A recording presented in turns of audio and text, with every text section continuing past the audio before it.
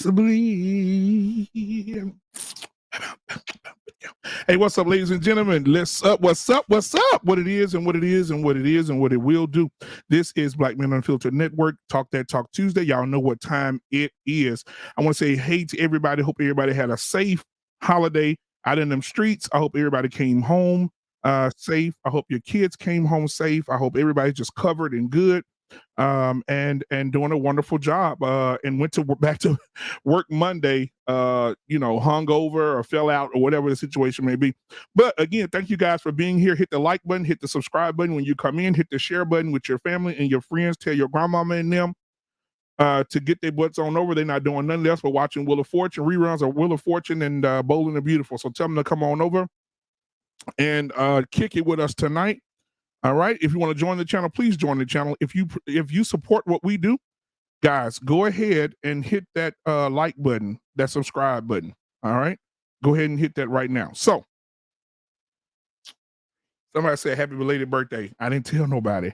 My birthday was Monday, though. Yeah, my birthday was Monday, ladies and gentlemen, since we putting it out there. Lost in Translation podcast.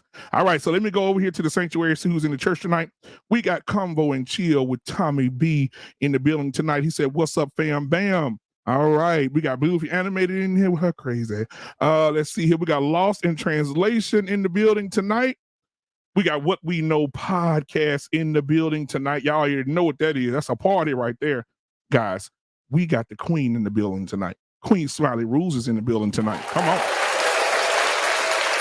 Absolutely. We ain't seen her since Moses threw the tablets off the mountain. So we definitely can't wait to see Queen Smiley in the building tonight. My God. All right. We got the lovely, the beautiful, the talented, the mother, the wife, the CEO, CFO in the building tonight. Jeannie is in the building. Give it up. Come on.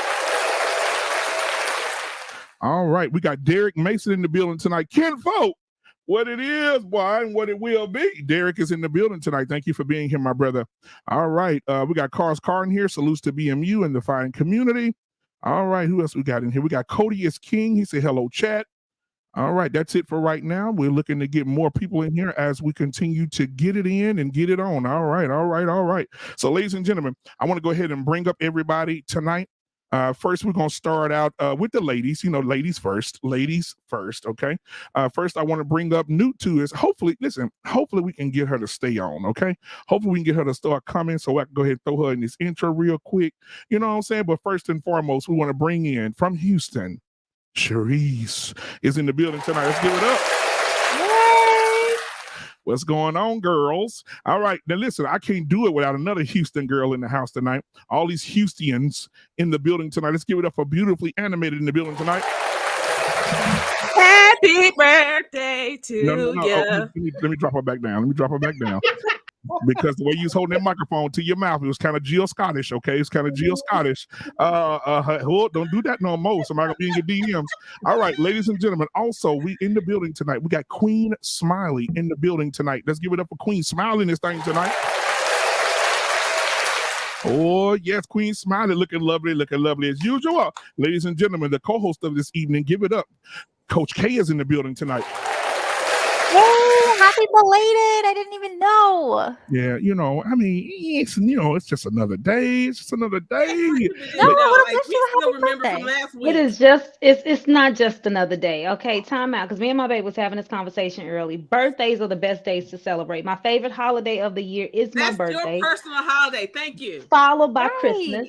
Okay, mainly because I just like giving and sharing love. It's a lot of love tied into Christmas. You know what? Well, don't forget me. I'm on the 19th. Stop. You know what? I'm tired. Let's go ahead. Break out a song. 1 and 2. Happy birthday. Oh, hell no. I gotta bring the fellas in. Ladies and gentlemen. We gotta find an image for him. Ladies and gentlemen, let me bring the fellas in here. First, I want to bring up none other than the man himself. The governor of Alabama is in the building tonight. Let's give it up for Mandrell in the building tonight. You hit it the first time. I am him. Yeah. You say himself. You're right. I am him. All right, ladies and gentlemen, you already know I got to go to Michigan and bring up my boy JT. Yeah, boy. Hold on. Huh? Can we get huh? What's going on, my brother? All What's right, up, bro? Now y'all already know I gotta bring. His name is Mr. Bennett. He ain't in it. He got a bald head and love to give his wife it. Give him Mr. Bennett in the building tonight. All right. Too, you know what I'm saying? And you know what I mean? Hey, listen here. Last but not least, he always be blunt and he don't mind leaving your ass in the restaurant. Give it up for my boy. He is in the building tonight, ladies and gentlemen. Yeah, boy. All right, man. It is so good to see you guys. Now, listen, we did get a super chat in here. The unsolicited security boss. I meant to call you back today, unsolicited. I don't think I'm dodging you, okay, Sugarfoot? All right. Unsolicited security boss live in the building, y'all. She said, happy belated birthday co-host. Yeah, appreciate you so much for that $20 super chat. All right. So listen, what we're gonna do is we're gonna go ahead and get this show started off with that one of these super chat songs here. Let me see. Let me do the. Oh yeah, I like this one. All right, here we go. That's honey. You will give me jam, baby. I ain't going nowhere. Chilling right here. Me and her every jam on the track, chilling with the pocket queen. No, you weren't expecting this, so not like this. Nah. To the hook now.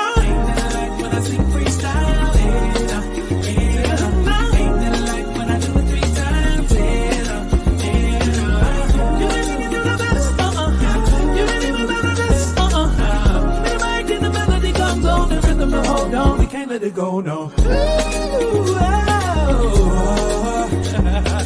ain't that like when I do it 3 times?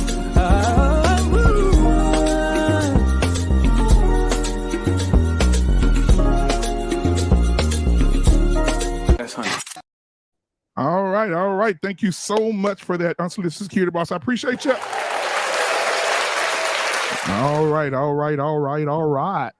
right. So, let's see here. Okay. It's good to see everybody. Sharice, how are you tonight? I'm great. Good. Beautiful animated. Oh Lord, I hate to even ask her because she gonna say something crazy. Beautiful animated, how are you tonight? I'm great. Happy birthday. Yeah. Here's a shot for you. Oh wow. I knew Sex it. on the I knew it beach. was something. I knew it. I know that's your problem right now, sex on the beach, and you close to one too. I wouldn't get in that Galveston water. You crazy? You know why you can't get in that Galveston water? Because all them females down there, they got 100 bodies. They always swimming on the weekend. They're called keep the water contaminated. Hey, Queen Smiley, how are you today? I'm sorry. Go ahead, Sugarfoot. I'm doing great. Just listening to this conversation that's going on. I know that's right. I ain't seen you since Barack Obama dropped the microphone, girl. Where you been? You look like you're glowing. Bye. And we're gonna leave that. I'm gonna leave that alone. Okay. Let's see. Coach K, how are you tonight, Sugarfoot? I'm good. Besides, these lights, but yeah, I'm good. Trying to get the scene right, but they're unreachable. So that's a fun time. I mean, you look good, so I don't see I know. I'm not messing with them. I'm not even gonna touch them anymore. So. Oh. Do you have Philips Hue, Black Man? I do. I have them all throughout my house. I have them they're time awesome. to go off at a certain time. I have them come on at a certain time. Yeah, I have them change colors, all type of shit. It's just they're awesome. They're awesome. But we can't. They're unreachable, so it's like you can't turn them on. Not like a light switch. Yeah, so I think it's the Wi. Yeah, it may be the Wi-Fi. Yeah, I'm not gonna mess with it. I'm here with y'all. So all right, absolutely. All right, so the ladies, we got them out the way. Now, come on, we got to talk to the prizes of the prize of this platform. The men are in the building tonight. We're gonna start out with the first prize tonight. Mandrell, how are you doing, man? How's your mental health? Mouthful of food. Yeah, go ahead. It was all right until I saw the ass in the mouth right now, don't it? It was all right until I watched Anton Davis embarrass himself on national television. So who? Anton Daniels on Dr. Phil with Jesse Lee Peterson. Embarrassing himself. Wow. Yeah, somebody sent me a link, but we'll talk about that later. When you watch it, all you can do is this. Yeah, we'll talk about it later. We'll talk about it later. All right. So then we got my boy JT. JT, how are you tonight, man? How's everything going, my brother? Doing well, homie. How about yourself? Man, sunshine, partly clouded with a chance of rain. Yeah. We're gonna make it. All right, my boy, Mr. Bennett, walking around the house naked because ain't nobody in it. What's going on, Mr. Bennett? That's between us, man. That's between Oh, us. I'm sorry. Knocking We the are tree doing over. all right. He ain't walking around the house like that. He running, catching all the air. He probably said, "Baby, let me put this sweater on real quick. They ain't gonna see my bottom. Let me just put this shirt on." I know. Down there. So how's everybody? How's everybody doing, Mr. Bennett? Everyone is good. Kids are on cruise control, getting the A's, getting the A grades and whatnot at school. So they're just picking up where they left off.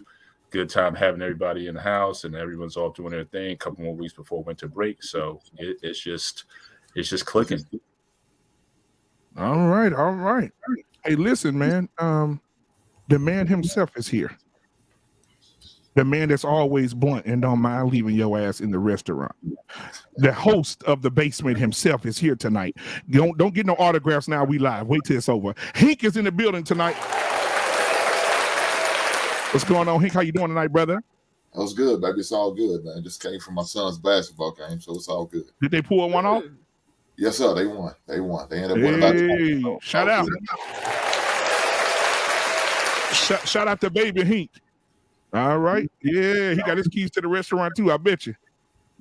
Yeah. All right, guys. So again, welcome. If you're just coming in right now, hit the like button, hit the subscribe button, share this with your mama and them because they're not doing nothing.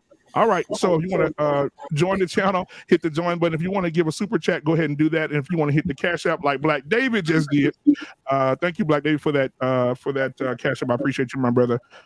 You could do that as well. So you see what because it says. We didn't see Black Man yesterday. It's still his birthday, so hit the Cash App. Okay, ladies and gentlemen. Yeah. You see what the story is about tonight. Are men insecure if they say no to their women having male friends? Oh, yes. I'm going to start off with some balance first. Mr. Bennett, what are your thoughts? Well, we got to define some terms here, I think, first, because I think the term friend gets thrown around too loosely. I've always said that a person in life, if you can count the number of friends you have on one hand, that's probably enough. Everyone else is a buddy or an associate. So in regards to can she have a friend, there better be some background. There better be some history here that I need to know about and be aware of. I wouldn't say you need to cut off your if in fact this is a truly friend of yours, but if this is a guy who's just been sort of playing the friendship role, waiting for your emotional fall so he can kind of come in on the friend angle, then yeah, we may have an issue with that. But again, if you can truly define this person as a friend, I wouldn't want to cut, and certainly me personally, I wouldn't necessarily want to cut that relationship off. But I think a lot of people who call friends are simply people who just make us feel good to be around them, and they just wait for opportunity. So again, it's always going to be conditional with me. But generally speaking, with our, I think we talked about this on another show. With the work friends and all that kind of thing. I think certainly if you're a married person, then I think even if the person is a close personal friend of yours, I think there needs to be some boundaries there in terms of there you go. In terms of the things that you talk about. I think as a friend, because I think one thing that a true friend does is protect you, particularly from yourself. Right. So things that you would want to do with your quote unquote friend, if that person is a true friend, that person would be like, "No, you can't be here." I mean, I was just reminded of something happened with the Migos, the gentleman who got deleted recently. Mm-hmm. And what I didn't know was that you had Shakur Stevenson. He's a Newark, New Jersey product, one of the top boxers in the world. He was also there in that scrum. And my thing is, if you got people like that around you, the OGs would say, "Nah, son, you can't be here." If we at the bowling alley after midnight and whatnot, you have a chance to be one of the best boxers in the world. You need to go home, no matter how much he wants to hang out with us. I know it's considered like a little brother, but now you guys go home. So real friends protect you, even when you want to be there. It's like they're always looking at your best interest. So again, even if she did have a male friend, he would know those boundaries and he would protect, so that even the appearance of something looking down, that shouldn't happen. Hey, come on, y'all. Y'all got to give it up for Mr. Bennett. He put. So let's go to one of the ladies here, Sharice. Would you consider a man insecure if he said no to you having a male friend? If he said no to it, would I Yes. consider him insecure? Yes. I mean, no. You don't think he's insecure? No. I don't think he's insecure. It might be something from his past why he wants to tell me no. Right. But you know, I don't think he's insecure. I'm gonna leave it at that. Something from his past could be. Hold on, beautiful animated. Your time coming, Sugarfoot. Hold on to your toenails and hold on to the clippers. We'll be back with you. Hey, JT, would a man be considered insecure if he told his woman no? No, you can have a guy that is insecure. It all depends on how old they are. It also depends on the dynamics too. So if we're talking about someone that was a friend since you guys were, going to the grade school and stuff like that, or a friend because of family or whatever, that you can have that in the dynamics. Come on, Mandrell. Like seriously. What are you doing there, man?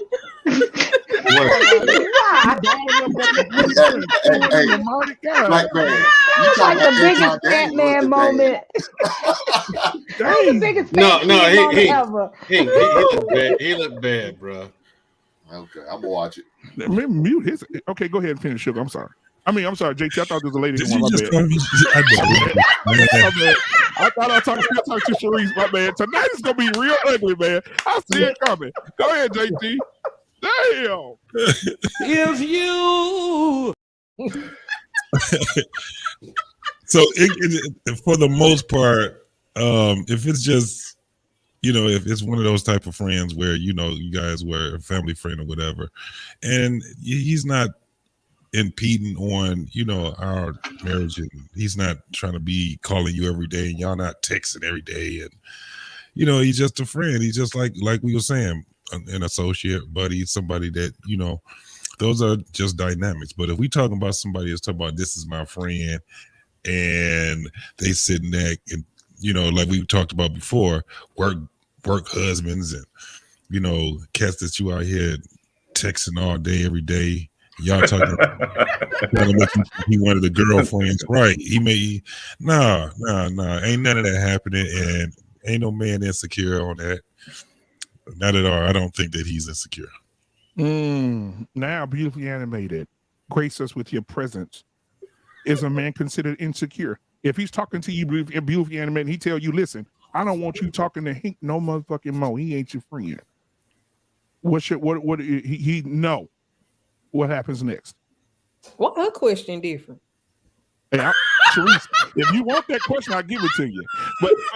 But beautifully animated.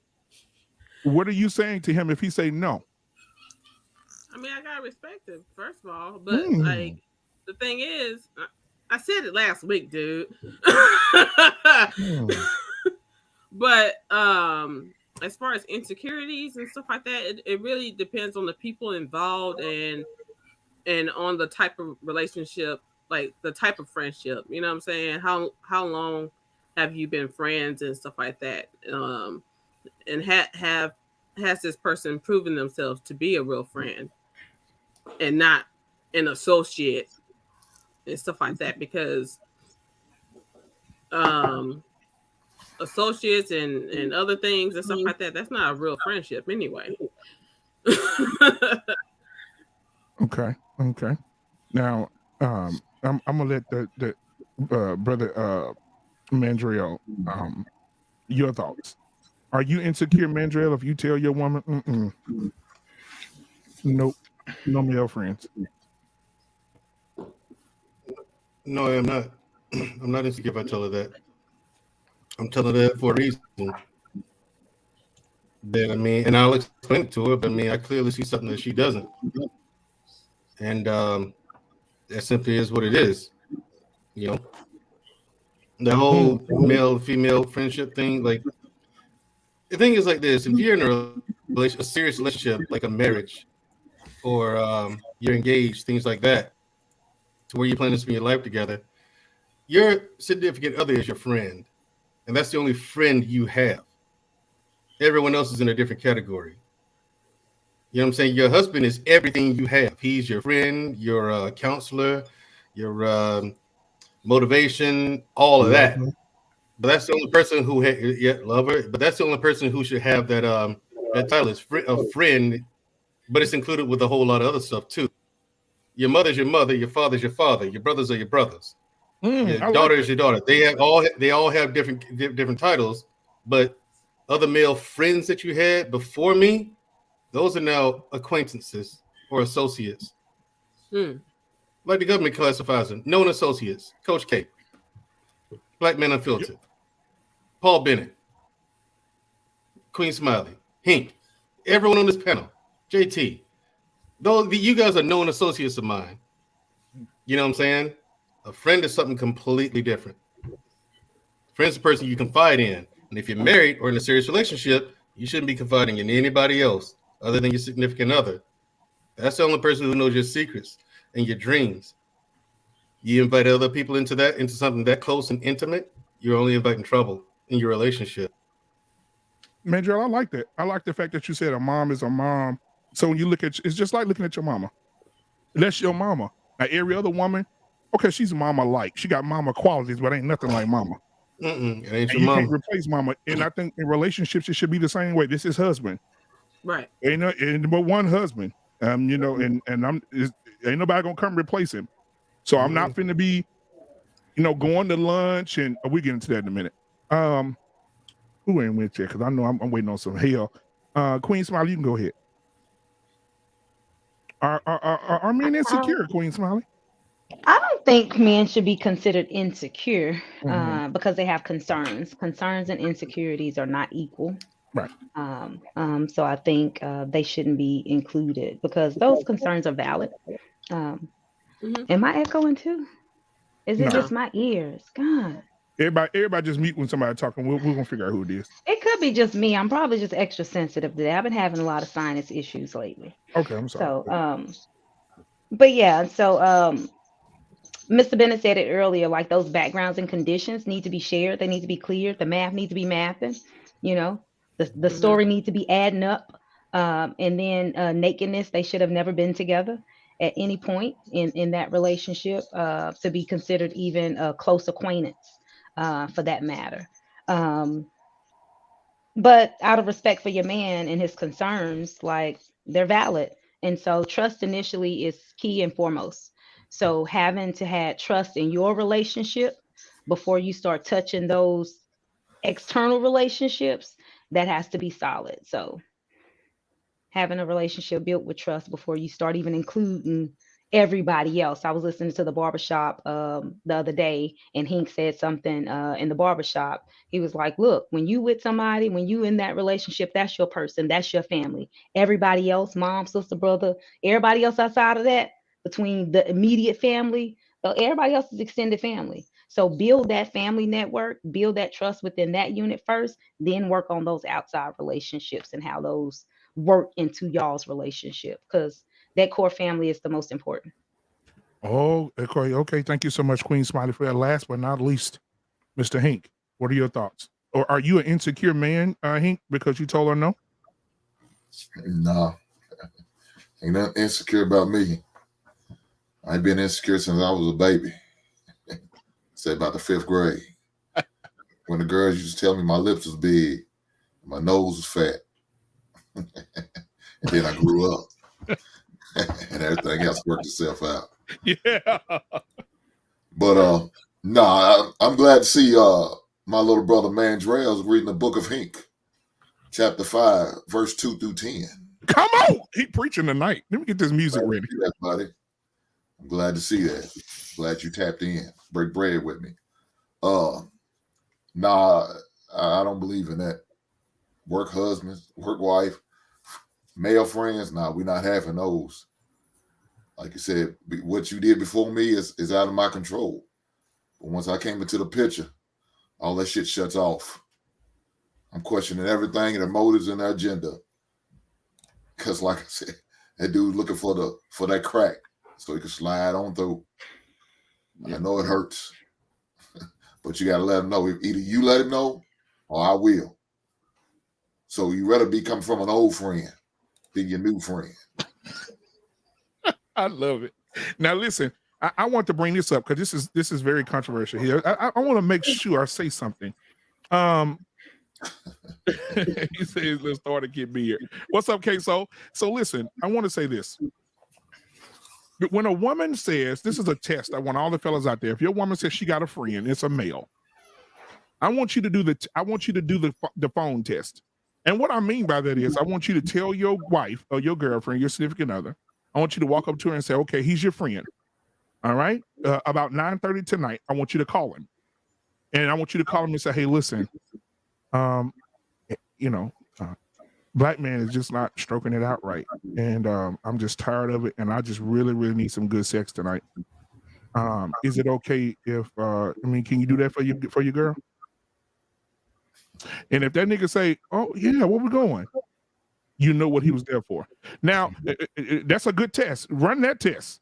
I guarantee you 90% of the men is going to say, where we meeting at? That's the Charisse test, right? Yes. Yes. You see where lipstick vibes in the comments. She said, what games are you playing, Black man? We gonna call. I want you to call him, and I want you to put it on. You know how y'all women act. You know how y'all act when y'all be That like, ain't no game. Do it. yeah, call him and say, hey, listen, I want you to, listen, he just don't do it for me no. He ain't gonna do it for me no more. I want you to, I've been thinking about it all day. I just need you to tear this thing up. And let your friend, if he your friend, he'll be like, hey, man, you tripping, girl. If he ain't your friend and he just wanted that cat the whole time, he gonna say, shit, where? I'll pay for the room. I guarantee you 98% I'm gonna say that. Does anybody on the panel disagree? 98%? Hell yeah. I'll go with 90. Shit. I'll go with 90%. I was about to say, I'll go with 90%. I ain't gonna go with 98. I'll go with 90% because you have a few that the guy gonna be like, girl, you out your mind with the Right. Just a joke. That's gonna be the initial. You out your mind, like you tripping. Mm-hmm. So you got those. Oh, you got I'll dudes go with the 90. You got dudes that are comedians like myself will be like, girl, you playing. Man, I ain't finna do that unless you're really gonna do it. They say like 10% of men are gay, right? So well, you gotta cut that off and then take 2% off of that, so maybe 88%. But then, hold on. But those men, but Mr. Bennett, you gotta watch out for them too, because those men think they women, so their woman may want some lesbian behavior. You see what I'm saying? Oh my gosh, they want them he lesbians. That's a subgroup. That's a subgroup within the subgroup, though. So you're talking a 10th of the 10th right there. Or the fake gays. He been into my yes. As soon as you shut that door, I'm telling you, it is what it is. Wow. Or the fake gays. Or the fake gays. Mm-hmm. The one being there banging it up. Then as soon as she come in the house, he pull his pants up. She hyperventilating. We gotta get her to the doctor. There's something wrong with her. Oh, okay. Yeah. I feel like you wouldn't know. Just like the guys who get on the cheerleader squad just to be. Go ahead, Coach. What you about to say? I was gonna say, this is everybody mute. Oh, is that here? I go. Somebody mic came from Dollar General. This is just hypothetical, but and it is funny because my guy was watching PewDiePie covering. You remember to Catch a Predator or whatever? Yeah. It's like, it's just a scenario like you would have to see if that guy was actually not going to do it by like setting him up, like the woman. Okay, obviously this is not real world, but woman being at the hotel room ready to go and then seeing if he would do it or not. Like as soon as he gets close, put him in cuffs. You know what I mean? Like, yeah. Other than that, like I think every guy would, but him just texting back, no, whatever. Well, no, guys wouldn't say that like that, but I mean, a girl might. But yeah, that's the only way you'd find out, I think. Yeah, Coach K, think about it. All the friends you got right now, other than us, all the male friends or you may have or may know, associates, you call them right now and be like, hey, you know, little hey, you got hi, hey. Yeah. That's just scary, Hey, man. what are you doing? Nothing. And guess where I'm at? Where? At the hotel waiting on you. I'm butt naked. Shit. Right, He gonna hang that phone up. He gonna be in that car on 2 wheels, and he don't even know what hotel you at. He gonna get halfway where he going and be like, damn, I don't even know what hotel she in. I feel like they would have to know it was a setup or something, and they'd probably be like, wait, what about, your guy? Like, what happened to, him? Or like, is this a joke or whatever? I would assume, because like he's all over my social media. So I would assume that. But again, if we like sent him proof, that's a different story, I think. Because as soon as he knock at the door, all you gotta do is, as soon as he knock at the door, and he open the door and I'm Chris Hansen with whatever. Yep. And then I want to be there. I'll be like, I open the door. Hey, what's up, bro? I knew you weren't her friend, and now she knows. Right. Look, baby, he wants some of that. He wants some of that good. Look at him. Right. What about? Okay, I'm not trying to turn on women, but I'm just fascinated by like, what do you think women would do? Like women, like girlfriends with guys, obviously, but right. No, it's way harder. Yeah. I don't think it's way hard. It's a whole lot. Well, I don't know. It depends on the generation we're talking about. Thank you. So if you're talking about a 22-year-old, you probably, because they banging they on that whole thing where they be like, no, reform gay, then back to gay again. And I disagree. Let me tell you why. If it would be different, if it would the roles were reversed. If I call a girl right now and be like, hey, man, I'm sitting at the house horny as hell right now. My wife ain't doing it for me. I'm at a hotel in room 1408 right now. Can you come help your boy out? Hey, come up here and let me get some of that thing. She's gonna say one or two things. How much or what you trying to spend?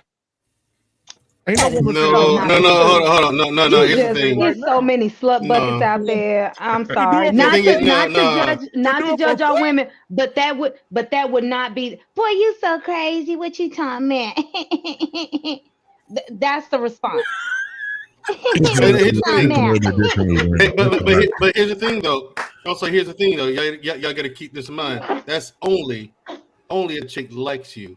Yeah, she gotta like you. You know what I'm saying? She has to like you. It's a lot of layers to the men. It's a lot of layers to the men now. Yeah, because a lot of layers. If a woman doesn't like you, she won't even do it for the money. Right. It's a lot of layers. As soon as she hang up on your ass, that's what she gonna say. Girl, Jonathan fat ass called me talking about he wants some pussy. Oh, she gonna That's exactly what's gonna happen. She don't like you. That's exactly what's gonna happen. But if it's a female that liked you at some point, y'all kicked it at some point, she crushed on you, but you end up picking the friend over her, pick up that phone and call her. Why she hit you with it? It's going there. So crazy. I knew, or you gonna have that one that say, I knew you wanted it. Right. Yeah. I knew you did. Some of them are confident enough to say it. Or you got the women, let's get the different categories of women, or you got the women that don't like your wife and will do it just to get at your wife. Right. You do have spiteful ones now. Yeah. Mm-hmm. And while she's stroking that thing out, oh, I can't wait to let his wife know. Girls can be protective over their guy friends. You can catch those in passing with your wife. Yep. So, they horrible. They just trying to tear everything up. They don't care. Yeah. Because in general, a guy who's gonna lay with a woman who's with another guy, he's doing it just to get laid, and it has nothing to do with the other guy. It has nothing to do with your relationship either. No connection whatsoever. It's because he's horny and he wants to get laid, and you're offering it to him. A woman, they can be I noticed they can be very vindictive sometimes. Like they'll do it to throw it up in the other chick's face, in your lady's face. You know what I mean? And I'm like, really? That's why you did it? You know, like I mean, why? You don't even know the other. You don't even know the other chick. Like, so what does she have to do with it? You know, but they do it. I mean, you're right. This generation, I don't know. And I'm telling you right now, but it happens more to men that are seriously dating and married than it does to men that don't have no woman, because those rings attract them. That's what I hear. Yeah. It's weird. Here's why, Coach A. You're married, right? Okay. So a man would come after you. Right. A man would come after you, seeing the ring, because you have someone significant in your life. You have shit to lose, which means you're not going to talk. you're gonna hide. You know what I mean? He doesn't have to worry about you running your mouth or anything like that. So yeah, like he said, you got shit to lose. He doesn't have to buy you gifts. He doesn't have to take you out to dinner. I gotta disagree with you, Mandrell. You got to wait. You guys just meet up, take care of that, and you disperse. You go your way, I go mine. You have shit to lose. You got too much to lose. It's just the deed. It's just the deed between you two. Yeah, but a dude won't do it. A lot of guys, huh?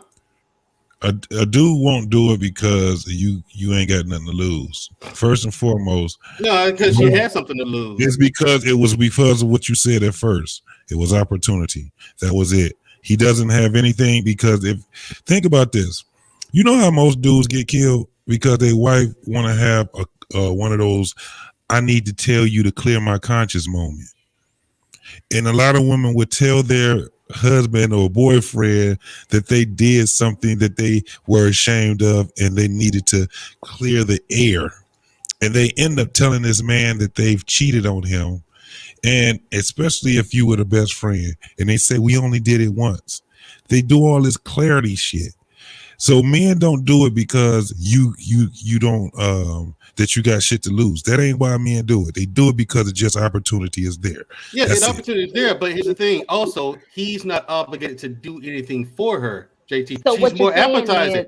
He doesn't have to buy her a gift because if she comes home with a new gift, Queen Smiley, if she comes home with a new gift, her husband knows he didn't buy it for her. Where the hell did you get that? Now, I remember side dudes do a lot of that, but here's the thing: you're talking about the lack of responsibility. With JT, it's not so much as that. Hey, it ain't so much people worried about what they're losing on either end, because either one don't care about what's to lose. They care about that there's an opportunity that presented itself. Yeah, the opportunity is there, but married women are married women. There's no responsibility at all except meet up. For the deed at the time, at the time and place. What's the attraction for married men? Because I've heard on different panels that sorry, I'm just like trying to see if I was gonna hear again. That married men have like with a ring on their finger, it shows that they can commit, that they are serious or whatever. Like, and then women think that they can like go and. Which sounds so crazy that some women are so I had a insecure. woman tell me before. I had a woman tell me before, and this is what she said. She said a married man is more attractive when you're not looking for a commitment. She said what happens is with that married man, you got to worry about him calling you all the time of night. You got to worry about him getting on your nerves every day. He can only come see you when it's available for him to be away from his family. But he's not going to call you when he's around his wife. He's not going to call you when he at his kids' football game. He's not going to call you when he out at, with the ball, maybe with the boys. But when he around family and all that stuff, he's not going to do it. You barely hear from him. For how long, because that female is going to have feelings and she's going to want more. Until she catch feeling and want more. But it's the lack of responsibility. Yep. And I know a girl named Danica. I know a girl named Danica in Monroe, in Louisiana. Naming names. Okay. I didn't try to do that. I didn't try to do that. But I know her, and I remember she was a PK. She was a preacher's kid.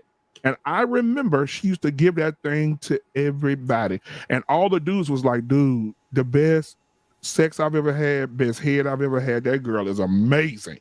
Right? And so one time they invite her to this little get together, little preacher thing, because one of the dude that was hitting her was a preacher. He was married too, had a beautiful wife. I was like, why? But anyway, so she was like, I need to get my bills paid. And all my bills due. And I'm not paying. I'm keeping my money. Y'all gonna pay it. And the dude's like, girl, you stupid. She said, oh, okay. So y'all gonna do that right now while we're having this get together? She said, how about I just do an announcement and talk to all y'all wives? And now it looked like somebody sprayed raid. I said, oh, she finna tear this whole place up. So after that, they had this little church thing.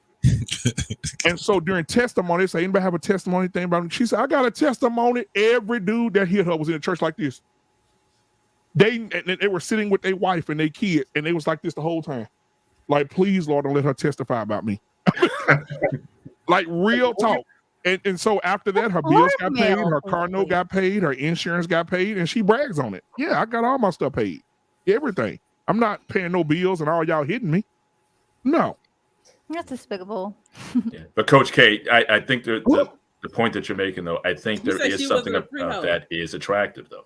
You can't that's almost going to the instinct of a woman. When you talk about commitment, about security, if a man exhibits, even if it's not hers, you're gonna like, even a woman is just gonna have more respect for a man if he's, you know, in operating in that role, because at the very least, you could be like, oh well, that's what I want, or that's what I desire. So if you're seeing a man who can be faithful, who can be monogamous, if he can be a provider and whatnot, those are instinctive qualities that a woman would want. So automatically, you're going to be on a scale of 1 to 10. You're going to get 2 points just for that. You know, whether or not you think you can, you know, get him away from his wife or something like that. That's another story. That's more on you. But I don't discount the drive or the instinctual desire of a woman to want a man who is operating in that role, even as from afar, even if someone you don't even know he's on TV, but he's going to go up a couple of points in your scoring just because he's operating in that role. It's so backwards too, because it's like, and I get the desire for that, because I think majority of women, that's what they want in a man. But to go after a man that is married, it's like all these women out here say that they're good, they're independent, but then they want these things, and it's like, what's wrong with all the other, you know, eligible men that you might have to just figure out if there's security there by, you know, well again, vetting. I mean, you've Some been in women these. just want the chase. Exactly. Not just that. That's Not stupid. just that. That's so friggin' immature. And Coach K, though. you'll be walking. But- Coach K, you're a beautiful woman. You could be walking with your fiance today. Y'all, let me say, since y'all married, you might as well say, here y'all going there. Yeah, You're pretty married, much. and you're walking with your husband, and you're looking fabulous. A woman looks at you like a challenge. I bet I can get him. Exactly. Try me. Yeah. I bet I can get I him. can still She use look him. good, she fine, but I bet I can get him. And then Yeah, she'll go over there while your husband she'll stalk his ass. She'll stalk his ass. Oh, he going to that bar? Oh, she'll walk in there with something like real scuzzy on, walk over, hey, throw that ass on him a little bit. And be like, what you doing when you leave here? Want you another drink? Oh my God. Next thing you know, kapowie, stay with him. Kapowie. Listen, do not let these men go out by themselves. But you know your man's strong though, Coach K. He ain't got no reason to Oh yeah, cheat the on you. bar for him is at the gym. So like, Yeah. he don't do anything. But Coach K, but don't also That's even discount, worse. That's even worse. Yeah. don't Go also ahead, Mr. K. discount the again, we know what the numbers are in terms of finances and that, so that you think, oh well, isn't it easier for her to go out and get a, you know, again, Yeah. I don't want to bring up, you know, high value in these spaces, but you know, Right. we talk about that. How many men make over 6 figures? How many, again, if he's Right. operating like that, he's a 6-figure guy, he's, you know, he's got all these things going on, he's successful and whatnot. That's a very rare club.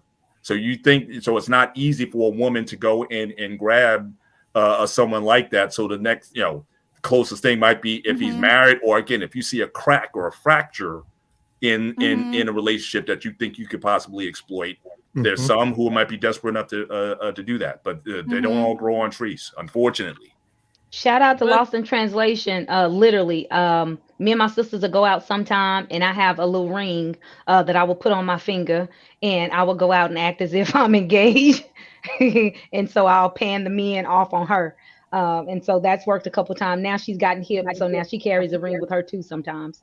But we're both dating now, so now we get to claim like, hey, we're in a relationship. But like literally, we don't want a whole bunch of attention, and we want to shoo guys away. We slap those rings on our hand and act like we be in the big. One time I told this one guy, I was like, oh, I'm engaged, but my sister, she's going through a divorce right now, so yeah.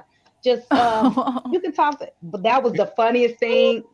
It's my sister. I get to do that to her. You got some women out there with some good game though. You got some women that tell a man that's my like sister. I can do like that. they're like they Cleo, like they reading your palms. They'll be like, I've heard a woman say this to a man. Oh, the dude be like, what? I can tell that you ain't had a release in a while. Wow, I can tell that you haven't been getting none. Is everything okay at the house? Is there a reason why your wife not giving you none? I was just about to ask her. So for the women on like Queen, you've done that. You put the ring on, but have you ever had guys come to you for that very reason? That you had a ring. Because I had a ring on? For some, the ring is like garlic. If you're a good guy, it's like the vampire. You wave it around and keeps the vampires away. But for some, it's like it could be an attraction. Say, oh, she got that ring, I'm gonna get that. There's just some guys out there who just got that boldness. No, I've never had any guys to be that bold. Like I've heard y'all explain, like, hey, men are so bold, they'll go out in the club and slap women on the butts and snatch women out of their men. I've never, and I know I'm bad, especially when I step out. I'm bad.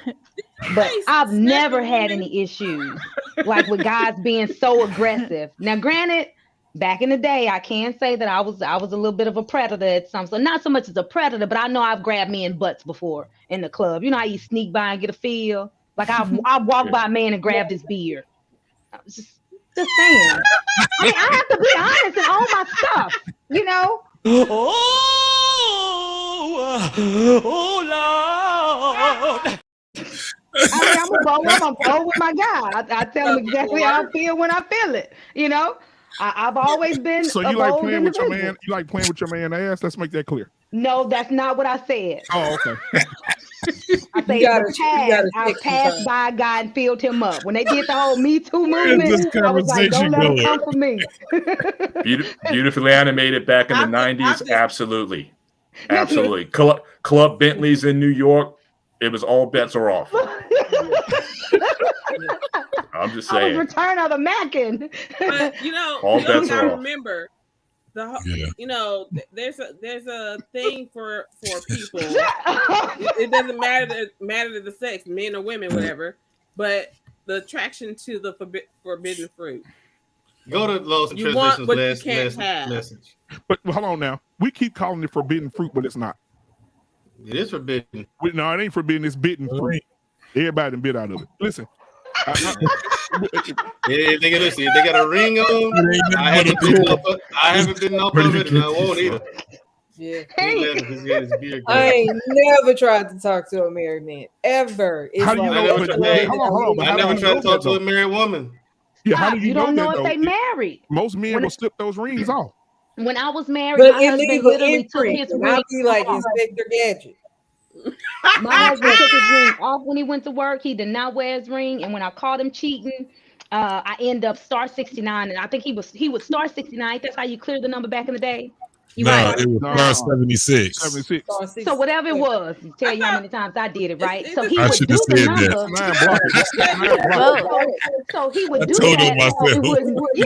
So he wouldn't do that. So it would erase the number, right? Or so you couldn't dial the number back. And so then when he would hang up, he would literally press a couple buttons and then hang up the phone and dial it. So I wouldn't ever catch it because I know he was doing something, right? So one time he slipped up and forgot. And so I got the number, wrote the number down. I'm like, I bet. He sent us off the Bible study. I'll go. I'm going to go hang out. I'm like, I bet. We come in from Bible study. He was gone. It's me. Hurry up. Get that phone. I said, I got me a number now. So I waited till he got home and got settled, fixed dinner, all of that, put the kids to bed. I dialed the number. First, I asked him, hey, talk to the girl because I called her in the meantime, in between time. And so, and I wasn't rude or ugly with her, but I just needed to know, hey, and I was real nice. Hey, I'm this my name, and Black Man, and this guy's my husband, and apparently y'all got something going on. I ain't trying to start nothing with you. I just want to know for certain, how long? Oh, we just friends. How long y'all been friends? Oh, okay. Did you know he was married? No, he never had a ring. He said he was a single dad. Blah blah blah. Huh. Okay. Bet. All right. Well, thank you so much for your time. I apologize, that he lied to you, but please know and understand, that this is a situation. So, don't expect this to continue. I hang up the phone. I wait for him to get home. I allow him an opportunity to explain himself. And so he did admit, we're friends. He didn't give me the same timeline she did. He said it was nothing else. And he clearly said he was married. And I was like, well, no, that ain't what you did. I talked to her. She said these things. And so what I want you to do now is call her and apologize because you lied. You lied to her. You put her in a situation because I could have really acted the fool with her. Now listen, I'm not promoting cheating. But I'm saying that the side chicks from back in the day versus the side chicks today are trash. Let me tell you because because back in the day, my grandfather say back in the day, son, you can go hit them strong and long. They'll be emotionally attached to you, and they'll see you and your wife in the grocery store. They'll speak like y'all go to church together. They'll be respectful. Y'all good to see y'all and move on. They played their position.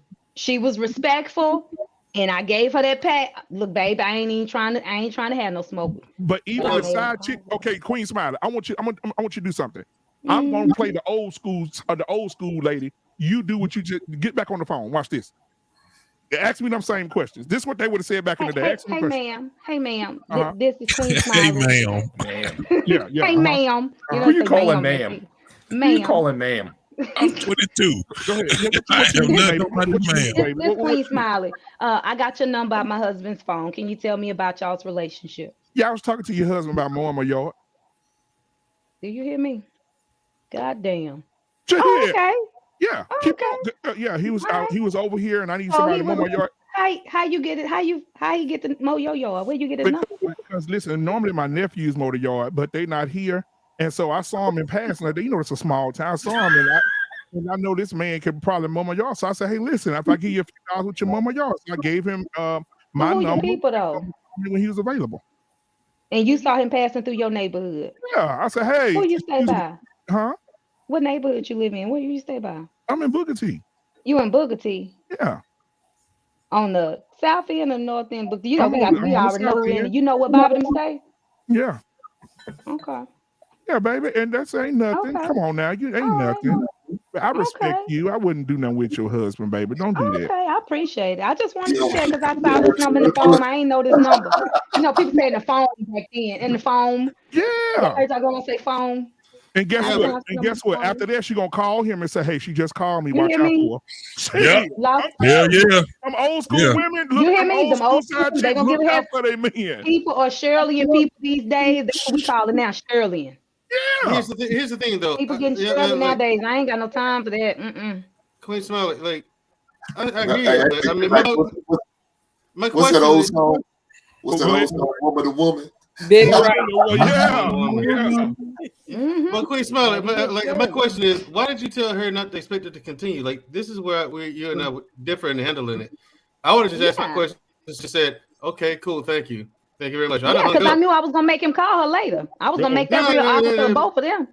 I made a super offer for the both of them. If they continued after I made him call and apologize, then both of them ignorant as hell. He ignorant as hell for still dealing with me after I made him call a female and apologize. If you would have been that calm with me, I would have watched my food for 6 months. You wouldn't have made me pick up no phone and call I'll nobody. break up with you. I'm just gonna break up with you. For real. I'm just going. Look, I'm sleeping on the couch because ain't no way I'm getting the same bed with you. Ain't no way hell. I'm sleeping on the couch and I'm going to see a divorce attorney. You know what I'm saying? That's the overlay for the underplay. Right. This thing too quiet. Ain't no way in hell I can trust that. She's gonna hit you with that Al Green with them hot grits. Yeah. I'm telling you. The thing is man, about the side chicks today is, you know, like the song says, "I'll steal your man." You know, they don't want to stay in that damn lane. You the side chick. You're not the main chick. You the side But chick. it's not. There's no side chick now. I know. Now, JT, I just heard Six the Goddess say this. Watch this. She said, when I'm married, I don't know if y'all saw the clip. She said, if I'm married, my husband is not allowed to have a whore. But my husband is allowed to have a side chick. And she said the difference between a whore and a side chick is a whore wants to ruin your family. But a side chick, the respectful one will respect your family. That's bullshit. Get the hell out. She don't know what that. First and foremost, she don't understand. It's turned around. It's the other way. The whore is the one that keeps your family together, and the side chick is the one that tear the damn family up. The whore, yeah, like the mistress. yeah, but no, but the thing is, the thing is, and see that shows that she knows nothing about game. You do not pay a hoe to come. You pay them to leave. Yeah, what are those? She had it all messed up. That's the biggest debacle of a mess. But here's the thing: the reason why she's trying that to a marriage got some kind of curriculum. Right. Right. But why? But the thing is, because Coach K, some women believe that it's unrealistic to expect a man to be monogamous. There are women out there like this, and far more than even I realize. They're willing to accept their man having another woman, while they themselves remain monogamous. That's sus. But aren't there cultures like that, like in the Caribbean, in Europe? I mean, it's almost like in France. It's almost like expected that you have a mistress. It's almost like expected. I mean, it's well. Let's keep it a buck then. Polygamy and polyamory is actually big in the males' world. Not mine. Almost every man that is at least 50 years old, some point in his life, has had multiple females. Almost every man. Like here in America? Cheated. Yeah, in America. It gets worse because when you look at the rest of the world, polygamy is a big thing. They don't on the man side. On the man side, listen. All right, you get a man to tell you the truth from the age of 16 all the way up until he's in his 50s or 60s. At some point in his life, he has cheated before. They just not gonna tell you. Most dudes, you hear us talk. That ain't not one dude that I've ever talked to that at some point in his life he couldn't say that he never cheated. I ain't never heard a dude say, "Man, you know what, dog? I ain't never cheated on my woman. She a good woman." Like on his wife, like, or just like ever. No, at some point in his life, some dudes, it's later in their life where they're not into that whole thing. But at some point in their life, once they start dating, they're going to be cheating. Most dudes cheat. Like, wait, hold on. I never cheated on a girlfriend. I said most dudes. That excluded you, didn't it, Mandrell? Did it? Mandrell, pause for just a second. You said you talked to one though, JT. I don't think my dad Mandrell, pause for just a second. You had 2 relationships in your whole life, Mandrell. Right, you had 2 relationships in your life, and now you talk. You ain't had that going on. Kindergarten now. Listen, Mandrell. Whatever, man. Way more than Mandrell, on behalf of me and the panel, we would like to present you. Okay, you can come get it, or I can send it to you. We would like to present you with a brand new microphone, still in the plastic. I want to send it to you. Okay, I'm gonna send it to you because that's dope. I'm gonna send it to you. This is yours. Okay. Does anybody else need a microphone? I bought everybody one. Anybody else need one? Ain't nothing wrong with my mic. What? Are you serious? Yeah, I'm serious. Yes. I'll give you my damn address. I'll send you this one. Ain't nothing wrong with my mic, man. You would have my address in your life. Thank you very much. Weird and Baca going on over there. That fell off the truck deal, I see. Huh? No. Listen, I got you a brand new microphone, Mandrell. Thank you very much, Black Man Unfiltered. It's a very nice birthday present. Very nice birthday present. Absolutely. I got you. Queen Smile, you want one? You didn't give me shit. Sure, I'll take my birthday. one. Okay, cool. I got her one too then. Mine was tripping last week for whatever reason. Not last week, the week before. Like I was going out, coming in. Y'all couldn't hear me. All of that. Now, Mandrell was cheating. He got an advantage. Mandrell can hide under the bed real well. He can. You can still stand up. He ain't got to bend down or nothing. He can just walk up under the bed.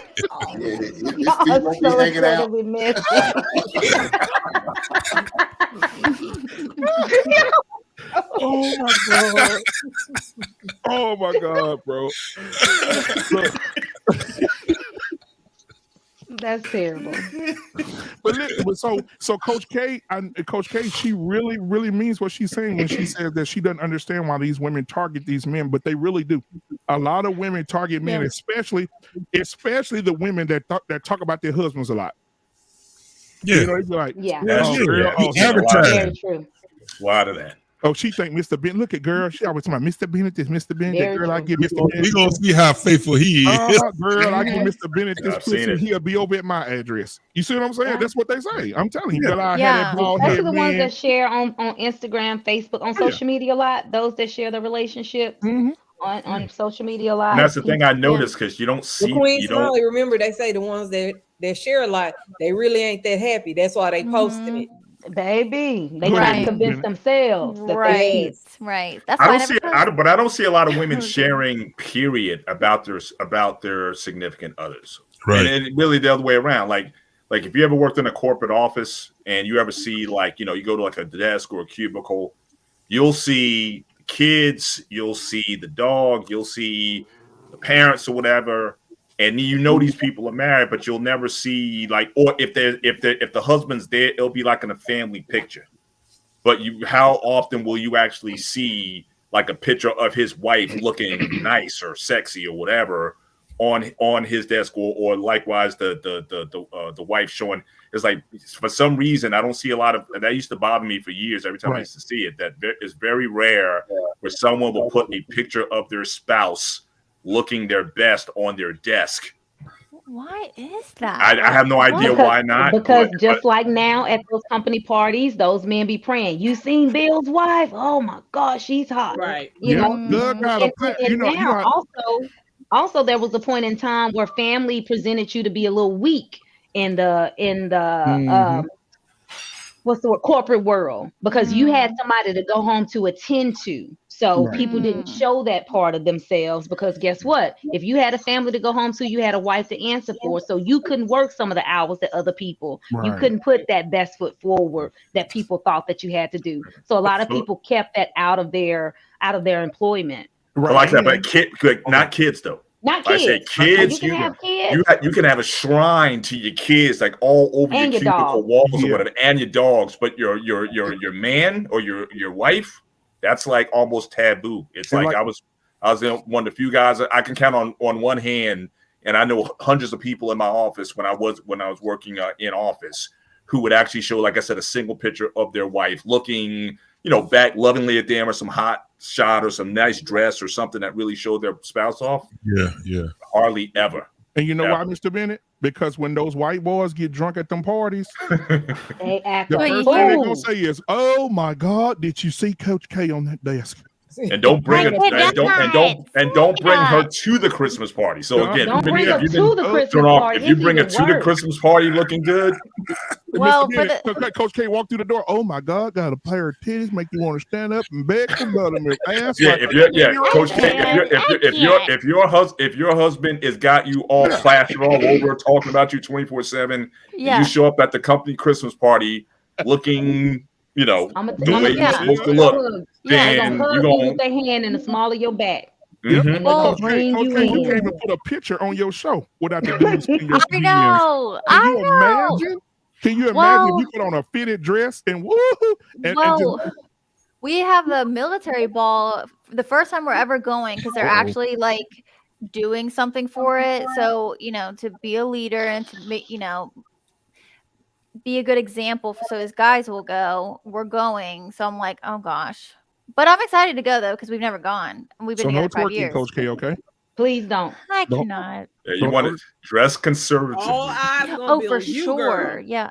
For sure. You put that little black dress on or whatever. Nah, Please don't put anything fitted or spandex on in that room, Coach K. I'm telling you, and I'm warning you for the sake of your relationship. Yep. Because in the back of that room somewhere, it's two guys saying, "Boy, look, did you see who came in with him?" Oh my God. I can't. What branch of service is your husband in? He's Army, but he's Guard now, so it's just the National Guard. Okay.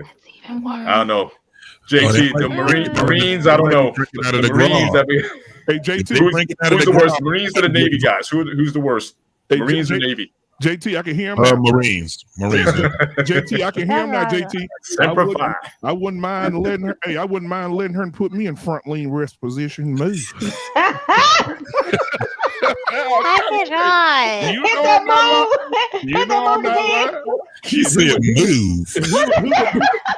Who would do an about face on that one? Good call. You know what's interesting though, and this is completely like separate thing, but after reading Lost in Translation's post, it's interesting when you follow people on social media, like fitness influencers or whoever, and it's fascinating. And I don't get on Instagram much, but it's fascinating to see. Everybody muted now. You go ahead, baby. Oh, I saw that thing. But it's interesting to see what they wear and how it changes when they're visibly not dating the guy anymore. It's like, oh, you're posting that now. Where's your guy? And then I'm like, oh, I wonder if she's still with this guy. And then you scroll, and he's nowhere to be seen. And it's like, wow, this is what we're doing. And it's just like, it's just sad, Like, I'm not surprised though, but that's just what they do. You know what? Even let me tell you how the women are. And let me tell you this. I already told my wife, so we good. I had one of the football moms tell me this. She said, "Hey, coach." I said, "What's up?" She said, "Man, thank you, man. My boys love you." I said, "Oh, I love them too. Them like my son." She said, "Okay." She said, "Hey, coach. Hey." I was like, "Oh, okay." I said, "Okay." And now keep in mind, she's like a Swahili goat herder. But we're gonna continue. She said, "Hey." I said, "What's up?" I said, "What's wrong with you, fool?" She said, "Nothing." She said, "You know I can throw that thing back, huh?" Mm-hmm. I said, "Oh." I said, "No." I said, "But listen." I said, "Tell your boys." I said, "Go." She said, "Hey, listen, let me ask you a question." She said, "You know why they call me Gobble Gobble?"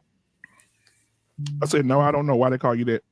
She said, "Shit." She said, "You got time?" I said, "Time do what?" She said, "I'm gonna show you what Gobble Gobble is." I said, "No, I'm good." Questions. Why are you still asking her questions? I said, "I'm good. I'm good." But then the next thing, what really got me, she said, "Boy," what she said, "Boy, I had your head gone. I suck a birthmark on your dick." I said, "Oh." I said, "Let me go to the house." I said, "I'm like, you have a good night. Tell your boys I can't even see them no more." So I came home and I told my wife. She said, "The bitch." I said, "No, they don't act like that. No, they don't act like that." I said, "She disrespectful." I said, "She is," but I was telling you in case some shit pop up. And I didn't you didn't know. I had to let you know. But Gobble Gobble, that's what that means. And again, her story was he told me to come on. The girl, hell no, the girl was built like a Samsung. She was built like a Samsung curved screen, bro. I mean, it was bad. I mean, the same color and everything. She was horrifying. Yeah, she could have been one of the X-Men. But yeah, so I mean, you have to be mindful. Sometimes it doesn't even matter. Some of these women just want a challenge, and just like some men, I worked with a guy years ago that had a challenge about women that were married. They told him no, and there were women that told. We went to Subway. The girl told him, "I'm married." He said, "Oh, okay." We walking out. He said, "Shit, I'm having a week watch," and it was a challenge to him to have. So married men. I mean, married those women. those guys don't have this thing that most respectful guys have. That there's a possibility that there can be some violence involved. Yeah. Most guys, it keeps them in check. This is why it is always good for a woman to show that she has a man in her life. Right. Husband, fiance, even if it's a boyfriend, you let these dudes know. Now it's up to them if they want to make that decision. But most guys that's respectful, they don't want them problems. They don't. But you know what? I asked the dude, I say, "Bro, how are you so good at this?" Because I was just curious, bro. I mean, he would go speak to a woman, and I mean, very respectful. "Hey, how you doing?" He said, "Listen, can I call you?" She's like, "I'm married." He's like, "Oh, okay, I understand." He said, "I just want to be your friend or whatever." She's like, "No, I'm married." And I'm like, "Damn." I said, "I thought you said you can get out." Right? And then he said, "Watch, give me about a week and a half. I'm gonna show you." So I forgot all about this chick. A week and a half, go by 2 weeks, go by. He said, "Come here, let me show you something." He pulled out his cell phone. It's a video of her giving him head. And I say, "Dude, how did you do it?" How can we be so weak? I say, "Dude, how did you do it?" He said, "Bro," "it's not the how." He said, "It's not the how." He said, "You worry about too much." He said, a woman cannot handle a man that's persistent. He said, persistency gets you all the cat. He said, Black man, you had to cut it out. When you said that, if you saw their reaction, the women's reaction, that shit was funny as hell. And Queen Smiley said, "How can we be so weak?" So, ladies, let me ask y'all this question. So how is it that he was so good at that? Because that pisses me I don't know, off. because if I'm married, it's like a no. You can be. He's a psychologist. It's not really hard. It's not really hard when you understand what your weaknesses and strengths are. And the thing was that he had the gift of gab. It is what it is. He understands the psyche of a woman. That's just what it is. Yeah. That's one of the things about men that study women. We're hunters, and we have to figure out what it is to make you women click. And all of y'all are different women, so we got to figure it out. It's not hard for a lot of men to do something like that when that man actually knows that he has some type of value, especially if he's a man that majority of women find to be attractive. That's and that what gets. woman has to be. Oh, Bro, weak women. You'd have to Weak She said individuals. no. Yeah. She said no. I'm married. He said, "Let me be your friend." She said, "I don't need a friend. I'm married." And that's a 1992 line right there. Let me be your. Right. You can't have Let me be your friends. friend. How is I've that heard that your before. That word? shit Like, was don't in do 95. that. Damn. She told Nah, I his thought ass that was. no. I thought that was Really like do out that. She said What's that no, got to do no, with no, me? no, no. What's that got to do with me? I ain't trying to hear that. See, You know, and guess With what? a special K. Queen Smiley. Let me tell you something, Queen Smiley. And, you know, I didn't participate in these things, so I'm gonna put this out there. However, after he get the girl and he have sex with her, and they start just having a sexual relationship on the side. After he get her, he starts setting out. He started letting his homeboys hit. Now him and his homeboy running trains on him. Wow. And guess what? And if you call him a liar, he'll pull his phone out and he got a video of him holding it up like this here. That's demonic. His homeboy hitting up in front of the bed. He got his in her mouth. He just, Oh, she not just weak. She She's was stupid. talking too much. That's all it was. stupid. She gave him too much information, and But he you know figured that- how to do it. but this It dude is was what it sick, is. and I think he was. I ain't gonna say he's crazy sick. I'm saying he was so infatuated with hitting married women that while he hitting them, he'll be playing with their ring and shit, and holding their hand up while he hitting them from the back so you can see the ring. He had a camera like this and shit. Like real talk. Like he was infatuated with women who were married. If you were single, he don't want you. And I mean, it was woman after woman after woman. And this is when I sold cars. It was woman after woman after woman. What wife neighborhood after wife was after this? wife. We What ain't want nothing. neighborhood and community this was? Well, that's when I was working at Lee Edwards, Queen Smiley. That's out here in Texas. No, Lee Edwards, Mazda. Oh, Lee Edwards. I had that. I had to connect. Back home. So it was Shut woman, your it was mouth. wife after wife after wife. I mean, preachers' wives. I mean, women we sold cars to that were married, husband signed the paperwork. A week later, he hitting them. Like I couldn't believe it. And he had video evidence of all of it. Oh, that's So so look, terrible. man, watch this. I couldn't This believe it. is why we were saying that ain't no friends. No. There's no going out. There's none of this bullshit that we talking Oh, about geez. because it's way more prevalent. And Black Man just gave you one story. I can give you a whole bunch of stories. This is why when it comes down to it, we have to help you stay the fuck out of trouble. But This is how you got a lot of women. This is why you got a lot of women My women is that tighten get up. 'Cause I'm man, sexual harassed and all these different things. right, I'm praying for him, JT, because last time I seen him, he had turned his life around. He's a godly man now. He don't go out. He don't do nothing no more. He's married. Wife is bad. Woo, she bad. And I'm telling you right now, I said to myself, boy, if karma came, he'll probably delete himself. If karma came, that boy wife is bad. They got a baby. The baby's a beautiful baby girl, but his wife is, I mean, bad. I mean, she almost bad as Queen Smiley. Yeah. And I know every night he's sleeping with his eyes open. Both should, of should. them with she an may F. run into one of Both him. of them. She may with run an into F. one of him, and what's gonna happen then? Oh Jesus! Tell me when she gets up to go to the restroom, Yeah, it's. Where you I mean, if he was that good, man, he'd understand. He'd know by her speech. He'd know how. yeah.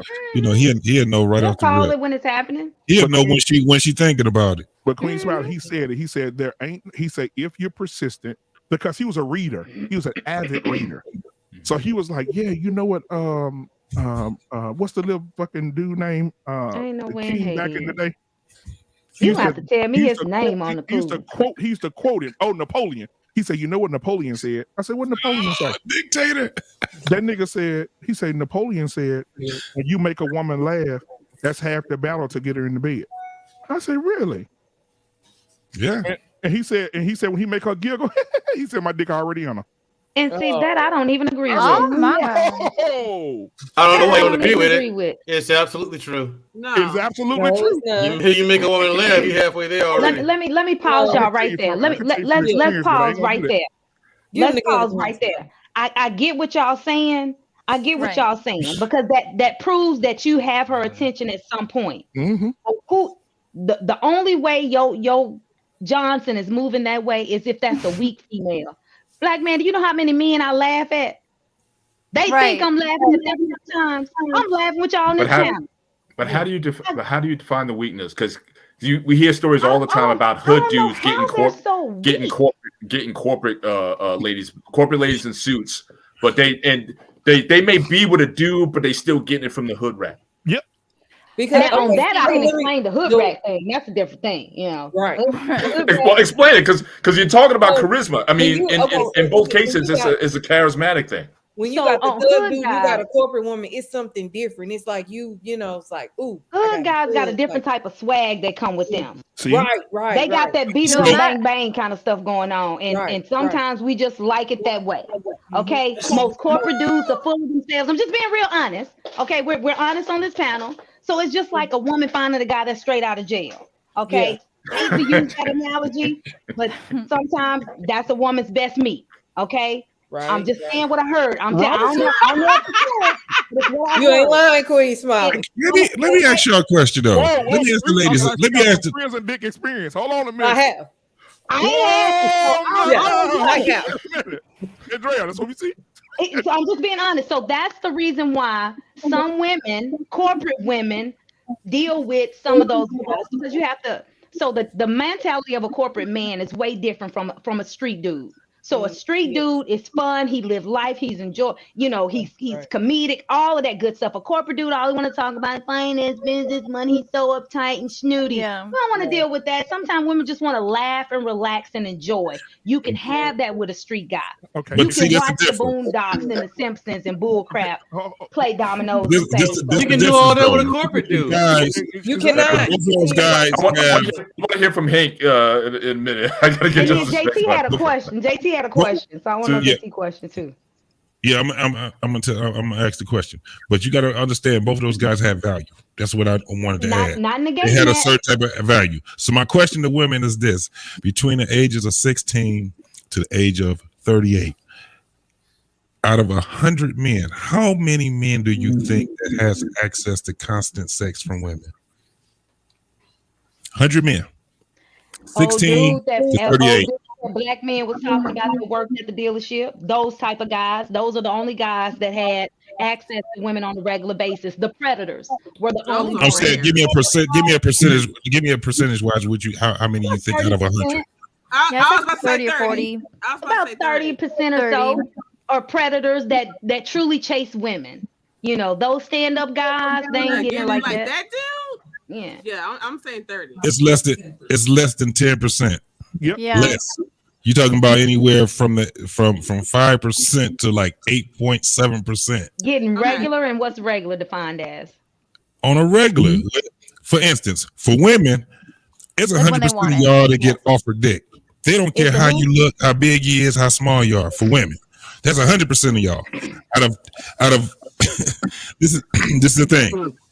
Out of 100 women from the age of 16 to 38, y'all are being not only can get it on a regular, but y'all being offered dick on a regular. Can I say so something? with men, we don't have, and I'm making a point, we don't have the same type of access that y'all have sexually. So what happens is it don't make us a predator. It makes us being able to be attractive to women. This is why you have some dudes that they get out the game very fast so they can have sexual access on a regular. They get married very fast. That's why they cheat too. Hold on. So, but the other guys, the thing is if you can lock that dude down, you can get that guy locked down at 20-some years old, you just won if that man has value. Now, if you just did the same thing, your value was low, and you just got somebody that was at a low value just like you did, then I don't know. You probably still won, but not really. I don't know how that goes. Now we're gonna get Hink in here, but before we do, Queen Smile, did you hear about the story of what happened in Atlanta? The homeless guy. Every day, the girl would go to her favorite restaurant, which the homeless guy would sit out front and ask for money. Mm-hmm. The homeless guy, a married woman. Yeah, homeless. She wasn't married. The homeless. She was a lawyer. She was an attorney. He would every day he would speak to her, tell her how beautiful she was. She would give him money and say, "Hey, enjoy your evening or whatever." One thing led to another one. They start conversating more. Then she start asking, what are your dreams? What are your aspirations? What happened to get you in this position?